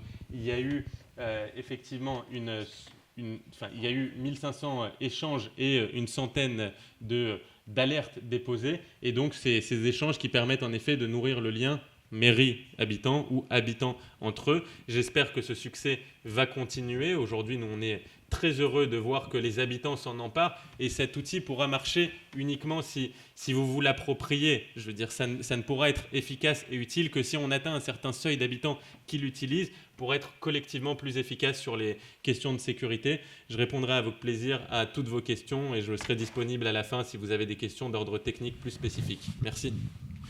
Merci beaucoup Anthony Samama pour cette présentation qui est finalement vraiment un complément sur l'existant, comme vous l'avez rappelé. Ça me fait penser un petit peu à ce qu'on peut trouver, on pourrait dire une boucle WhatsApp, Et en l'occurrence, je pense souvent les commerçants, entre eux, ont souvent une boucle. Et ne reste que pas plus tard qu'hier, chez Esther Mortagne, dans la boucle des commerçants, les commerçants de Loueur Pasteur ont pu échanger qu'il y avait une personne qui rentrait dans les magasins, qui était là pour commettre des vols.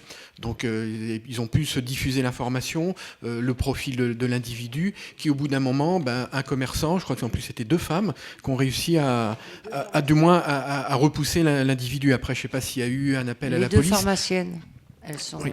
Alors je ne sais pas s'il y a eu appel à la police, mais toujours pour dire que cette communication entre commerçants existe depuis très longtemps. Dans beaucoup de villes, c'est quelque chose qu'on peut retrouver. Donc je pense que ce qu'il faut rappeler, c'est bien le site internet pour se connecter, ou le nom sur l'application de vos smartphones, qui est également voisin vigilant. Et solidaire. Donc je pense que ce qui sera intéressant, c'est effectivement d'avoir un peu un retour d'expérience d'ici quelques mois. Combien de personnes déposent des informations. Alors bien sûr, il ne faut jamais déposer tout et n'importe quoi. Il y a du filtre à faire, mais je pense que c'est un bon complément sur l'existant. Alors y a-t-il des questions parmi les membres du Conseil de quartier ? Oui. Et justement, je rebondis un petit peu sur ce que tu viens de dire. Qui gère la modération ? Parce qu'effectivement, beaucoup d'inscrits sur une application, on sait ce que c'est, les réseaux sociaux. Ça va un peu... Ouais, mais non, c'est pas un réseau social. On est d'accord, mais plus il y aura... Ça sera le même problème. Donc, qui gère la modération ? Est-ce que ça, vous le savez ? Parce que moi, j'ai parcouru un petit peu les conditions d'utilisation, etc. Moi, je vois pas aussi la collecte des données. J'ai rien vu où on pouvait refuser que nos données soient collectées et utilisées. Ça, je l'ai pas vu. Hein. Je l'ai parcouru. C'est assez long à lire. Hein. Il y a plein. Puis en plus, elle n'est pas très pratique parce que il suffit qu'on fasse un retour en arrière, on retourne presque à l'accueil. Hein. Donc il faut retourner. Donc c'est vraiment pas très intuitif. Donc voilà. Si vous le dites. Je vais vous répondre sur la modération. Mais pas non, attendez, on ne va pas s'invectiver. Hein. Non, merci. Je vous dis, si vous merci. Le dites, c'est votre vision. Concernant la modération, il y a 2 types de modération. D'abord, il y a une modération automatique qui est faite lorsque quelqu'un dépose un message à caractère raciste ou haineux. Il y a un outil qui reconnaît automatiquement les mots qui sont déposés sur l'application. Et ensuite, il y a une modération manuelle, si j'ose dire. Alors évidemment, il y aura un petit décalage si le message a réussi à passer entre les mailles du filet de la modération automatique. Mais sur ce volet manuel, il y a à la fois les équipes de voisins vigilants et solidaires qui ont en leur sein des développeurs qui sont chargés spécifiquement de la modération. Donc ça nous permet d'être le plus réactif possible. Ce sont des gens qui toute la journée font ça, évidemment pas que pour le 15e, mais notamment pour le 15e. Et ensuite, je m'en occupe aussi dès que je vois des alertes que je souhaite supprimer parce qu'elles sont effectivement à caractère haineux ou violent. Oui, je pense personnellement que c'est une très bonne idée. D'ailleurs, lors de notre... Vous ne m'avez pas répondu sur la collecte des données. Sur la collecte des données, les données sont la propriété... J'ai pas vu, hein. Pas de souci. Sur la collecte des données, les données appartiennent à la mairie du 15e arrondissement qu'elle n'a droit d'utiliser uniquement à des fins de contact par rapport aux messages qui sont laissés dans Voisins Vigilants et Solidaires. Ça permet parfois sur des sujets sensibles de discuter avec les personnes en dehors de cette application parce que les personnes souhaitent laisser un certain nombre d'informations qu'elles n'ont pas envie de rendre publiques. Donc quand ça s'y prête, on peut en effet derrière contacter par mail dans une boucle privée la personne en question pour pouvoir prolonger la discussion, mais il n'y a aucun sujet vis-à-vis de RGPD, ni vis-à-vis de Voisins Vigilants et Solidaires, ni vis-à-vis de la mairie. Ça reste à la main de la mairie sur des problématiques bien spécifiques et encadrées. Je comprends pas, excusez-moi, je suis désolée, mais oui, mais c'est important quand même. Là, c'est quand même les données personnelles, savoir comment elles sont utilisées. Moi, c'est pas ce que j'ai lu. J'ai lu que c'était Voisins Vigilants qui avait, c'est l'application qui collecte les données et non pas la mairie. Oui. Ça, j'ai pas lu ça, moi. Alors, il y a 2 choses différentes. Il y a à la fois la collecte des données. Ça, en effet, ça passe par l'application Voisins Vigilants et Solidaires. Ce n'est pas une application mairie du 15e. Donc, la collecte de données est réalisée par l'application Voisins Vigilants et Solidaires. Et derrière, il y a le droit d'usage, le droit d'exploitation de ces adresses mail qui, là, pour le coup, appartient à la mairie du 15e arrondissement. Mais ça, c'est sur l'application, je ne l'ai pas lu, ça. Bah, je vous le montrerai si vous le souhaitez. D'accord, mais je veux bien, oui. Mais parce que c'est pas clair. Et comme elle n'est pas très intuitive pour trouver toutes ces informations, c'est pour ça que je soulève le problème, la question. Bien sûr. Mais c'est pour ça que, après, les gens, s'ils ne veulent pas s'inscrire, je pense qu'ils n'y vont pas. D'où l'inscription avec effectivement les justificatifs de domicile. Après, comme dans... Mais je comprends votre... Moi, je ne suis pas inscrit encore, je n'ai pas regardé, mais je vais le faire. Et effectivement, on sait qu'on va enregistrer. À la limite, dans ma rue, je donne une information, l'information est collectée par l'application. Et après, elle est lue par les différents services. Si je n'ai pas envie de passer par ce système, je fais un mail à Anthony Samama en direct, et là, on ne passe pas dans par cette application. C'est encore un autre sujet. Maintenant, effectivement, il faut regarder en détail. Je vais m'inscrire, je vais regarder s'il y a des choses que je trouve peut-être pas très claires en ce qui concerne l'inscription et en ce qui concerne après l'éventuelle diffusion d'informations. Mais si on s'inscrit, c'est qu'on veut pouvoir recevoir des informations et en déposer. Mais oui, mais peut-être que pour les gens qui sont habitués aux applications, aux réseaux sociaux, etc., bah c'est facile, la question ne se pose pas. Mais vous pouvez avoir aussi des gens qui ne sont pas très... et qui ont envie quand même de s'inscrire sur cette application pour les raisons, pour de l'entraide entre voisins, etc., mais qui se méfieront pas, et donc voilà, c'est quand même important de sécuriser un petit peu tout ça. Il n'y a aucune raison de se méfier, mais j'entends votre point. Des questions? Oui, Jean-Pierre. Je voulais revenir sur cette application parce que ici même, nous avions lancé de la précédente mandature, puisque tu étais à ce moment-là responsable, disons, de la sécurité. J'avais lancé personnellement une boucle WhatsApp pour les présidents de conseils de quartier, ce qui a été très intéressant. Ça nous a permis d'échanger entre présidents. Nous avons fait aussi une boucle WhatsApp pour les membres du conseil de quartier. Et nous avions, alors là j'avais fait déjà une grosse bêtise parce que j'avais parlé de guetteurs. Enfin, on avait des veilleurs dans toutes les rues de notre quartier qui pouvaient nous avertir de ce qui se passait. Et c'était surtout pour des problèmes techniques, c'est-à-dire panne d'électricité, parce que le réseau électrique de la ville de Paris, tout le monde le connaît et tout. Et on pouvait être averti grâce à ces veilleurs et non pas guetteurs rapidement. C'est important que l'information circule. On arrive à des moments où, dans certaines copropriétés, on ne peut plus rien maîtriser. Moi, je suis président d'une grosse copropriété à côté, là où vous avez cette galerie commerciale complètement vide, mais on ne va pas revenir là-dessus. Nous avons du personnel 24 heures sur 24, 2 régisseurs fantastiques, un maître chien, et on ne peut pas endiguer les SDF, les drogués, les gens qui viennent dealer et tout ça. C'est une catastrophe. Il y a un monsieur qui parlait tout à l'heure avec nous. Si le monsieur est toujours là, je pourrais lui montrer des photos de l'immeuble qui commence à fermer petit à petit. C'est malheureux d'en arriver là, mais pour nos jeunes qu'on a encore dans ces copropriétés, je ne veux pas qu'on ait des dealers en bas de nos immeubles. Voilà. Donc ça avait très bien marché, nos guetteurs. Au moins, on était au courant quand telle rue n'avait plus d'électricité et ceci et cela. Donc moi, je trouve que c'est une très bonne idée. Maintenant, les gens s'inscrivent ou ne s'inscrivent pas. C'est comme pour C8. Ceux qui n'avaient pas envie, ils n'ouvraient pas leur télé. Exactement. En tout cas, l'objectif, c'est de garder cette dynamique-là, mais à l'échelle encore plus large de tous les habitants du 15e. Est-ce qu'il y a des questions parmi le public? Je suis sûr qu'il y a des questions.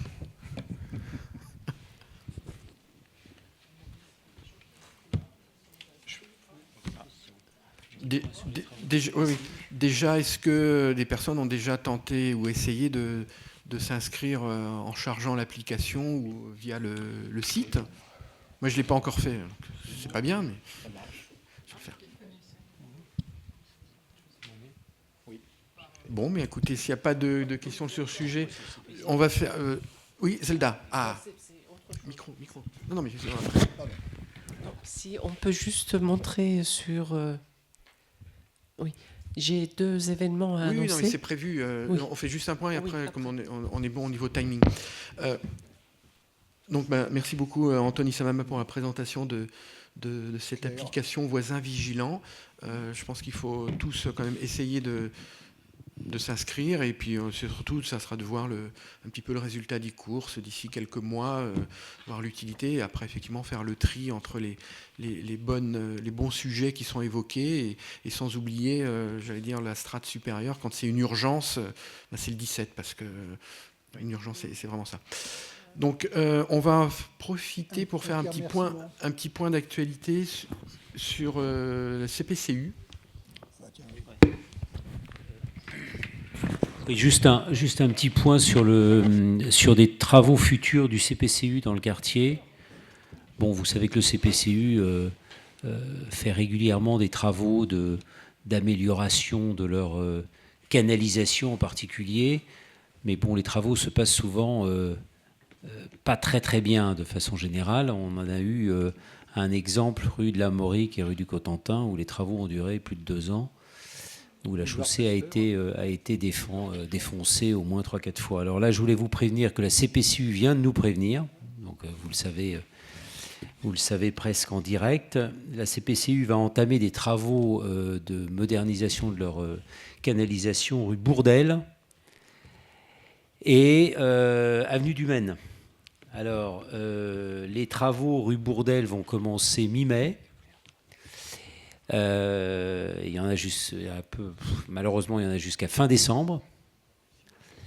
Donc, je n'ose vous dire le bazar que ça va engendrer en termes de circulation et surtout de stationnement, parce que la rue Bourdelle a quand même encore beaucoup de places de stationnement. Donc, on est assez mécontent d'avoir appris ça. Mais vous savez qu'avec le CPCU, on n'a pas grand-chose à dire.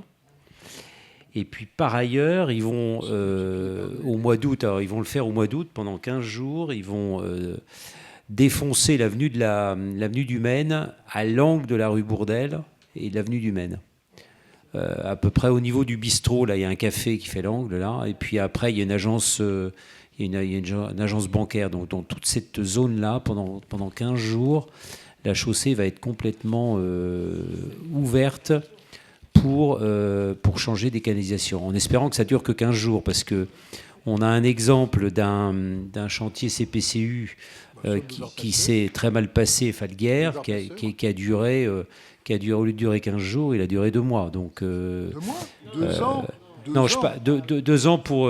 Je parle de la rue de l'Armorique en particulier, oui, sur 2 ans. Pour le boulevard Voilà. Pasteur, ça a été... Mais bon, enfin, tout ça pour vous dire qu'on a découvert l'information avec effroi et mécontentement. On sera très attentif et je demande parce que je sais qu'il y a des habitants de la rue Bourdelle là, dans la salle. Peut-être pas ce soir, je vois mal avec la lumière.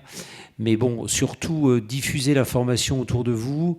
Et surtout, faites-moi remonter tout problème avec le chantier, tant des nuisances de bruit que des nuisances diverses et variées, parce que on se chargera de leur taper sur les doigts, ce qu'on fait assez souvent.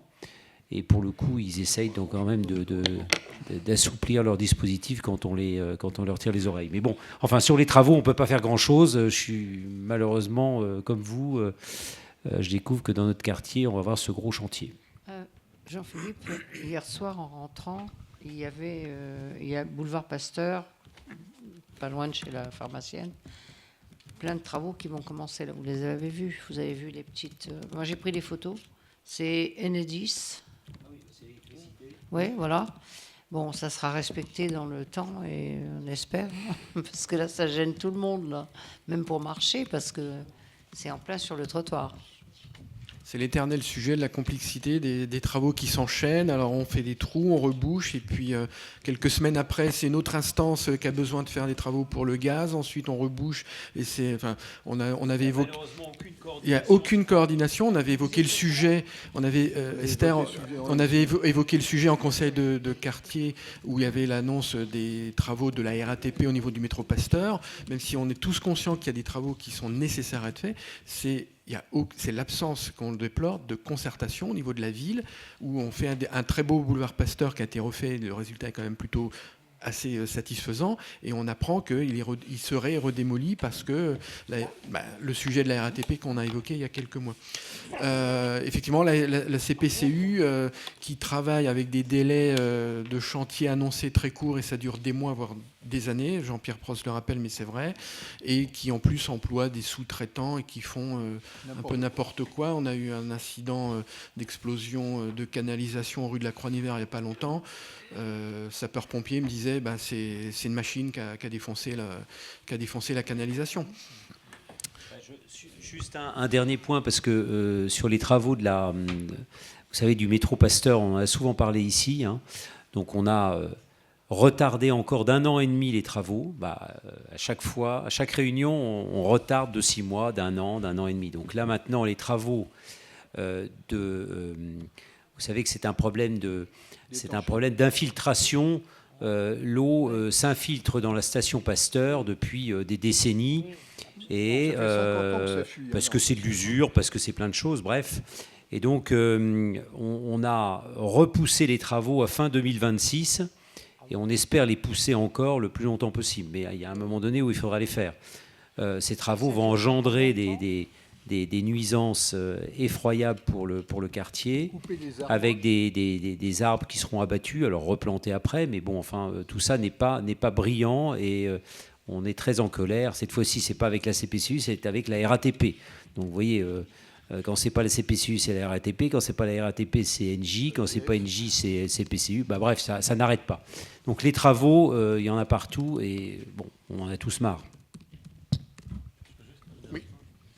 Un dernier point, je sais que c'est enregistré, donc comme ça permettra à tout le monde d'avoir l'information. J'ai demandé, en parallèle de ces discussions, justement, des informations sur les conditions générales d'utilisation de Voisins Vigilants et Solidaires. La récolte est en effet faite par Voisins Vigilants parce que c'est leur application, et ensuite l'exploitation, le traitement des données, c'est la commune avec Voisins Vigilants et Solidaires qui est responsable. Les données sont hébergées également sur un cloud souverain totalement français qui s'appelle Scalway, et les données du ministère de l'Intérieur que vous pouvez y déposer sont hébergées par cette même société. Il n'y a aucune utilisation commerciale des données, c'est strictement interdit, et ça figure dans les conditions générales d'utilisation.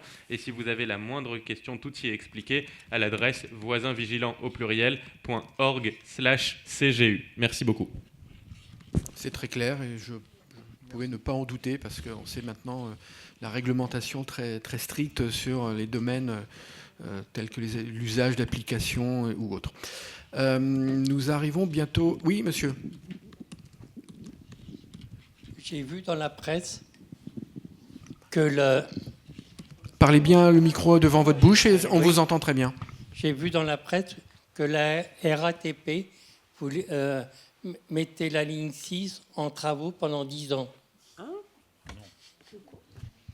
Alors 10 ans, ça me paraît un peu long. Il y a eu des travaux la semaine dernière où la ligne 6 n'était pas utilisable dans un sens entre, je ne sais plus, Mode Piquet ou Étoile, mais effectivement, il y a des chantiers assez réguliers. Il y a une programmation. 10 ans, ça me paraît un peu beaucoup, mais c'est vrai que c'est pas récent qu'il y a des travaux. Il y a eu des gros travaux de restauration de l'électricité, de changement de plein de choses, des balastres. Des wagons, parce qu'ils ont réutilisé, il y a encore les rames 6 qui circulent, et les rames anciennement de la ligne 4 qui ont été restaurées et qui circulent.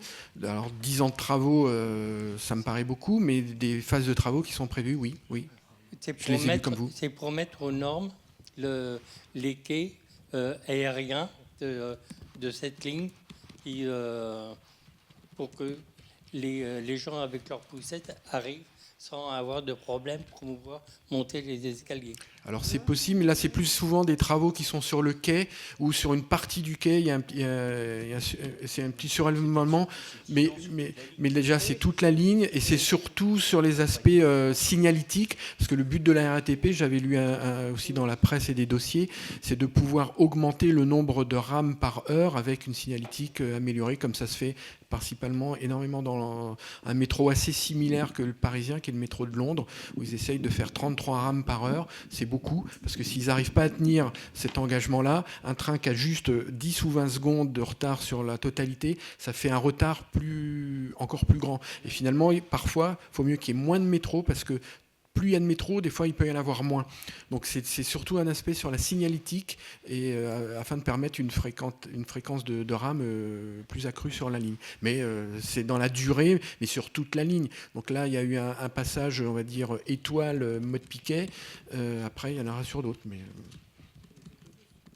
comment ? Oui, il y a des autobus de remplacement un peu compliqués, parce que quand on arrive à Birakem pour aller à Trocadéro, là on met 2 heures. Hein. C'est pas la peine. Juste avant deux questions.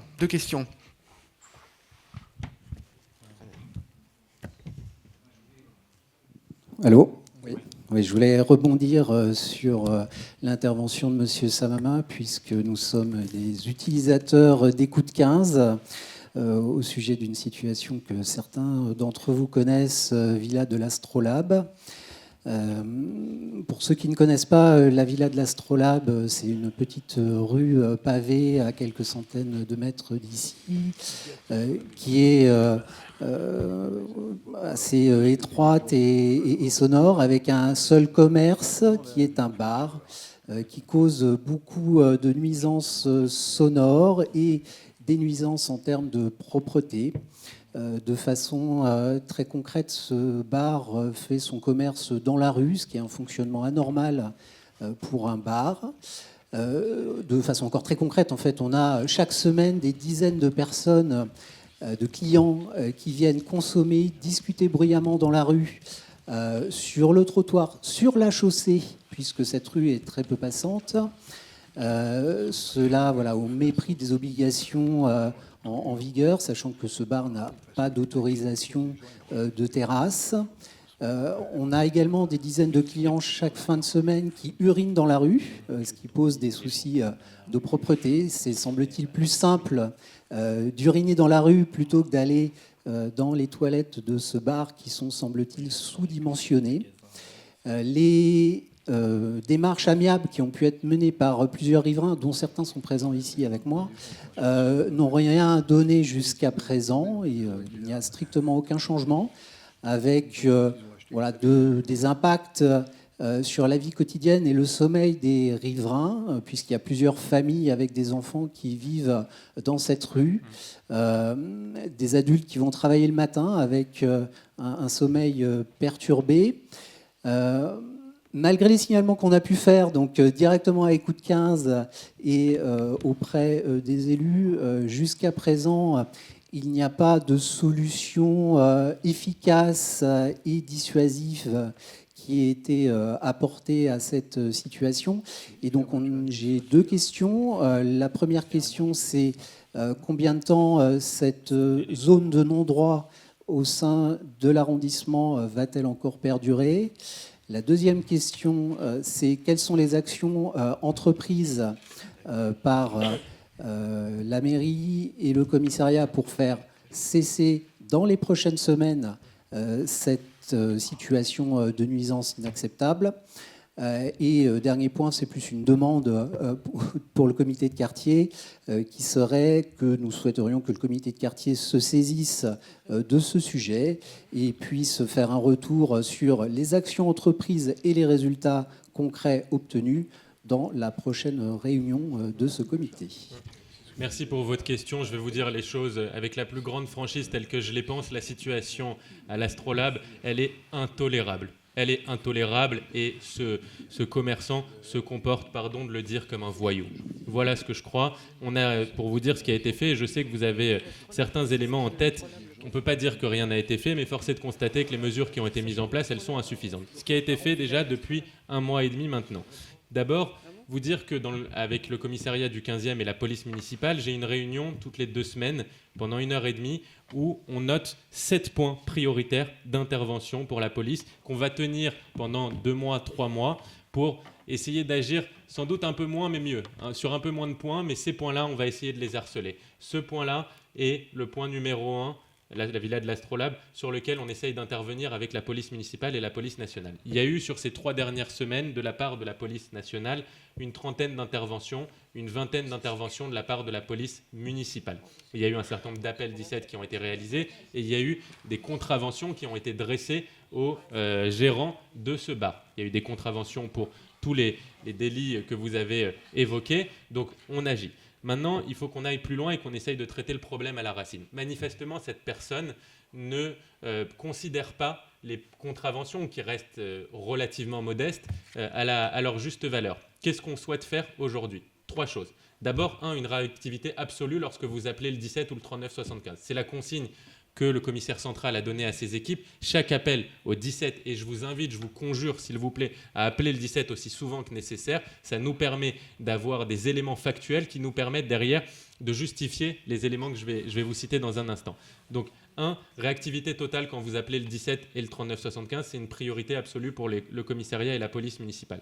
Deuxièmement, élargir l'arrêté d'interdiction de vente et de consommation d'alcool sur la voie publique en incluant la villa de l'Astrolabe dans ce périmètre. Jusqu'à aujourd'hui, il y a une cartographie du 15e dans laquelle les commerçants n'ont pas le droit de vendre et les habitants de consommer de l'alcool sur la voie publique. La villa de l'Astrolabe n'en faisait pas partie. Nous avons demandé à la préfecture de police de prendre un arrêté préfectoral pour inclure cette villa-là, ce bar-là, dans cette géographie. Qu'est-ce que ça changera? Ça donnera aux effectifs de police et de la préfecture de police des outils supplémentaires pour agir et pour monter en grade, si j'ose dire. Les petites, entre guillemets, amendes qui ont été dressées ne suffisent pas. Il faut aujourd'hui monter et frapper plus fort. Et ensuite, la troisième chose, c'est une demande de fermeture administrative. Alors, elle a été demandée par le commissariat central avec nos services. Là, aujourd'hui, il y a une instruction qui est en cours par la préfecture de police pour aboutir à cette fermeture administrative. Tous les éléments que là on glane ces dernières semaines seront extrêmement utiles, d'où la nécessité d'appeler le 17, pour justifier, pour motiver, pour matérialiser une fermeture administrative. Et donc c'est pour ça qu'il est absolument essentiel d'appeler le 17. J'ose espérer, en tout cas c'est ce que me disent les services de police, que a priori, on devrait être suivi. On n'est pas toujours suivi par la préfecture de police, malheureusement, sur la fermeture de bars, d'épiceries, de supérettes, etc. Là, j'ose espérer qu'on sera suivi. Ça ne veut pas dire qu'il va fermer ad vitam aeternam. C'est une fermeture administrative temporaire de 1 semaine, 9 jours, 15 jours. Mais le message qu'on envoie, il est beaucoup plus fort que les petites amendes qu'on évoquait. Donc je peux vous dire, monsieur, sincèrement, on fait le maximum. Tout ne dépend malheureusement pas de la mairie du 15e. Si vous le souhaitez, je peux vous laisser mes coordonnées si vous ne les avez pas pour qu'on puisse continuer à échanger sur ce sujet-là. Je vois le commissaire demain matin et je sais inscrit à l'ordre du jour parmi les 7 points prioritaires qu'on va évoquer. J'aurai évidemment l'occasion de lui en reparler et de lui demander de faire le maximum à nouveau sur ce point-là. Merci Anthony Samama. Je complète également qu'étant référent sécurité avec une réunion au commissariat de police tous les mois, la semaine dernière, le sujet, je l'ai remonté également, j'allais dire en ma qualité du membre du conseil de quartier, où nous avons en plus une membre qui est absente ce soir, mais qui habite dans cette rue-là. Et le sujet, il est remonté sans cesse avec effectivement toutes les strates de possibilités et que au bout d'un moment, la fermeture administrative est très importante, mais il faut la faire avec un dossier excessivement solide, parce qu'une fermeture administrative qui serait prononcée, mais avec les droits de recours de la personne pour que ça soit réouvert au bout de 2 jours et qui continue exactement de la même façon, parce que oui, un PV d'une petite somme de 135 €, il n'en a rien à faire. Je pense à un autre marchand de nougat qu'on a eu pendant des mois devant la gare, à 135 € plus 135 € de son véhicule, il n'en a rien à faire. Alors je l'ai retrouvé l'autre jour devant le Décathlon à la Madeleine, mais 135 voire 270 €, ça ne leur fait rien. Donc il faut taper fort, et Anthony Samama vient de vous rappeler tous les éléments des actions qui sont faites. Je pense que c'est au maximum et il faut vraiment souhaiter que toutes ces nuisances cessent, parce que c'est insupportable et intolérable. Jean-Pierre. Non, simplement un petit côté pratique. Quand vous appelez au 17, faites appeler 2 ou 3 ou 4 personnes en même temps. Je peux vous dire que ça mobilise. J'en profite, puisque vous avez parlé des coups de 15. On avait une major Duval, qui était une femme fantastique, qui nous a énormément aidés. Malheureusement, elle a changé de poste. Je sais qui maintenant, c'est Toledo. Le major Briand. Briand, d'accord. Mais bon, ils sont quand même réactifs. Nous, on a réussi à faire sortir un Audrey Ploge, qui était un bar à jus de fruits, et qui s'est révélé être un bar de deal, enfin une catastrophe. Mais fermeture administrative une première fois, fermeture administrative une deuxième fois, et après expulsion, fermeture définitive par le préfet, grâce à l'aide surtout de Philippe Goujon et de Jean-Philippe Pierre. Absolument. Très bien. Je vais juste en profiter. Juste avant on va bientôt, parce qu'il faut qu'on... Oui, j'avais un ferme... mot à dire aussi. Oui, absolument, mais j'ai songé. Honneur aux dames, il y a Zelda qui veut passer un petit message. Ah, pardon.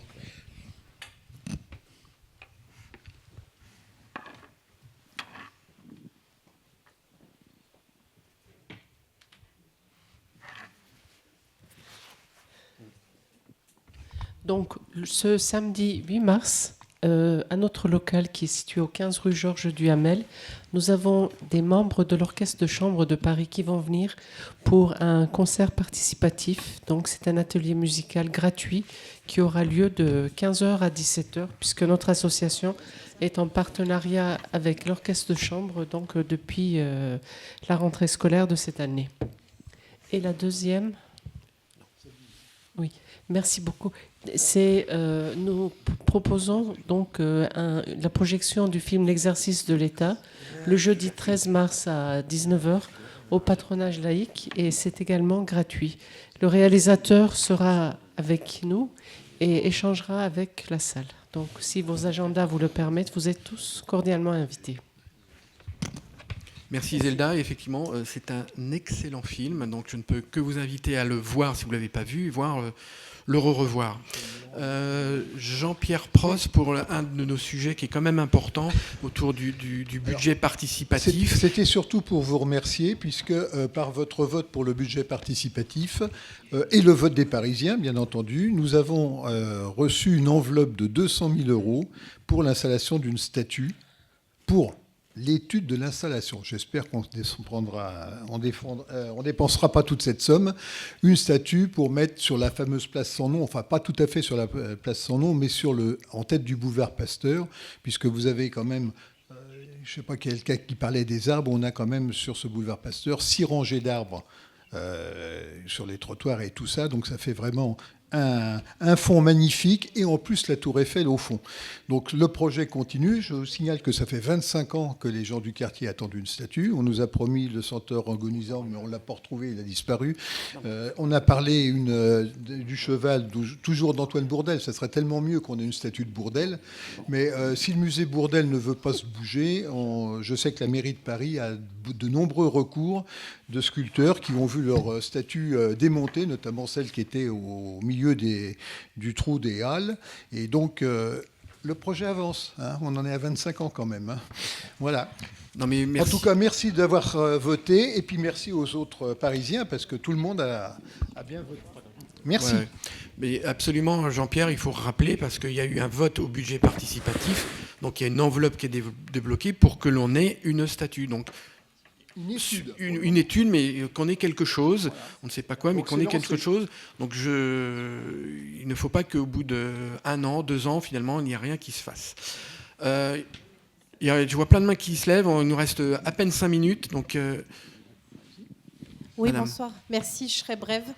J'ai l'habitude. En fait, nous sommes tous ensemble. Nous sommes parents délégués de l'école Falguière qui vous accueille ce soir. J'ai 2 points à aborder très brièvement, un très sympa et un moins sympa. Je commence par le plus sympa. Les parents délégués et l'équipe pédagogique œuvrent cette année au changement du logo de l'école Falguière. C'est les élèves de l'école Falguière qui vont évidemment décider du logo qui sera le leur pour l'avenir. Néanmoins, parce que tous les élèves participent à ça, nous avions aussi envie de décerner d'autres prix. Et il nous est apparu que le conseil de quartier pourrait décerner un prix pour le logo qui lui apparaît le plus sympa. Donc voilà, comme ça va être d'ici mai-juin, nous voudrions savoir si vous êtes partant pour désigner le logo qui aura votre faveur à vous, conseil de quartier. Ça, c'est plutôt pour le point plutôt positif et j'espère que vous répondrez positivement à cette demande. L'autre demande qui est moins positive, je ne vous apprends rien de l'actualité de cette école. Cette école est menacée à nouveau cette année d'une fermeture de classe. Nous avions écarté cette menace l'année dernière grâce notamment à monsieur le maire qui avait beaucoup œuvré, mais j'espère aussi grâce à notre action parce que nous aussi nous avions beaucoup œuvré. La situation se présente de manière beaucoup plus compliquée cette année, notamment d'un point de vue strictement arithmétique, parce que nous perdons vraiment beaucoup d'élèves, a priori, l'année prochaine. Nous attendons du conseil de quartier, d'abord qui puisse être notre relais à nous, parents délégués, avec le conseil d'arrondissement. Ça, c'est une première chose. Et ensuite, nous aimerions aussi votre aide et celle du conseil d'arrondissement pour nous aider à définir des mesures. Nous avons plein d'idées, nous avons fait plein de choses l'année dernière, mais d'abord, nous pensons qu'il faut nous renouveler dans cette lutte. Et nous avons besoin de gens qui ont l'habitude à la fois des jeux de politique administrative et de pouvoir. Et donc, nous espérons que vous allez être présents à nos côtés dans ce combat.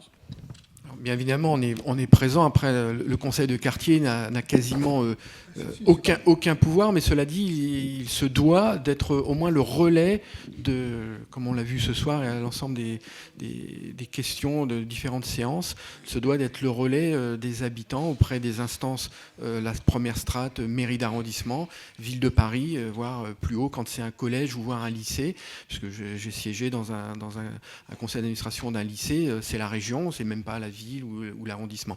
Sur le point peut-être école, Jean-Philippe Pierre. Simplement, je voulais quand même dire... Juste un point, madame, pour vous répondre. L'élu que je suis en charge de votre quartier, mais aussi les élus qui sont autour de la table, puisque vous avez quelques-uns de mes collègues qui sont ici ce soir, nous sommes totalement solidaires de votre action. Philippe Goujon s'est battu l'année dernière avec l'adjointe en charge des affaires scolaires, Chantal Rodgen. Nous continuons notre combat à vos côtés, sachez-le, vous le savez d'ailleurs. On a conduit un certain nombre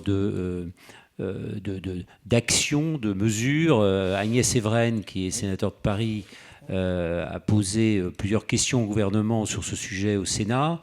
Donc nous sommes totalement solidaires de vous et nous sommes totalement derrière vous.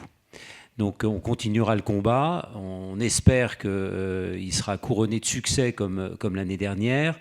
Néanmoins, il faut prendre en compte deux éléments qui ne sont pas de notre fait.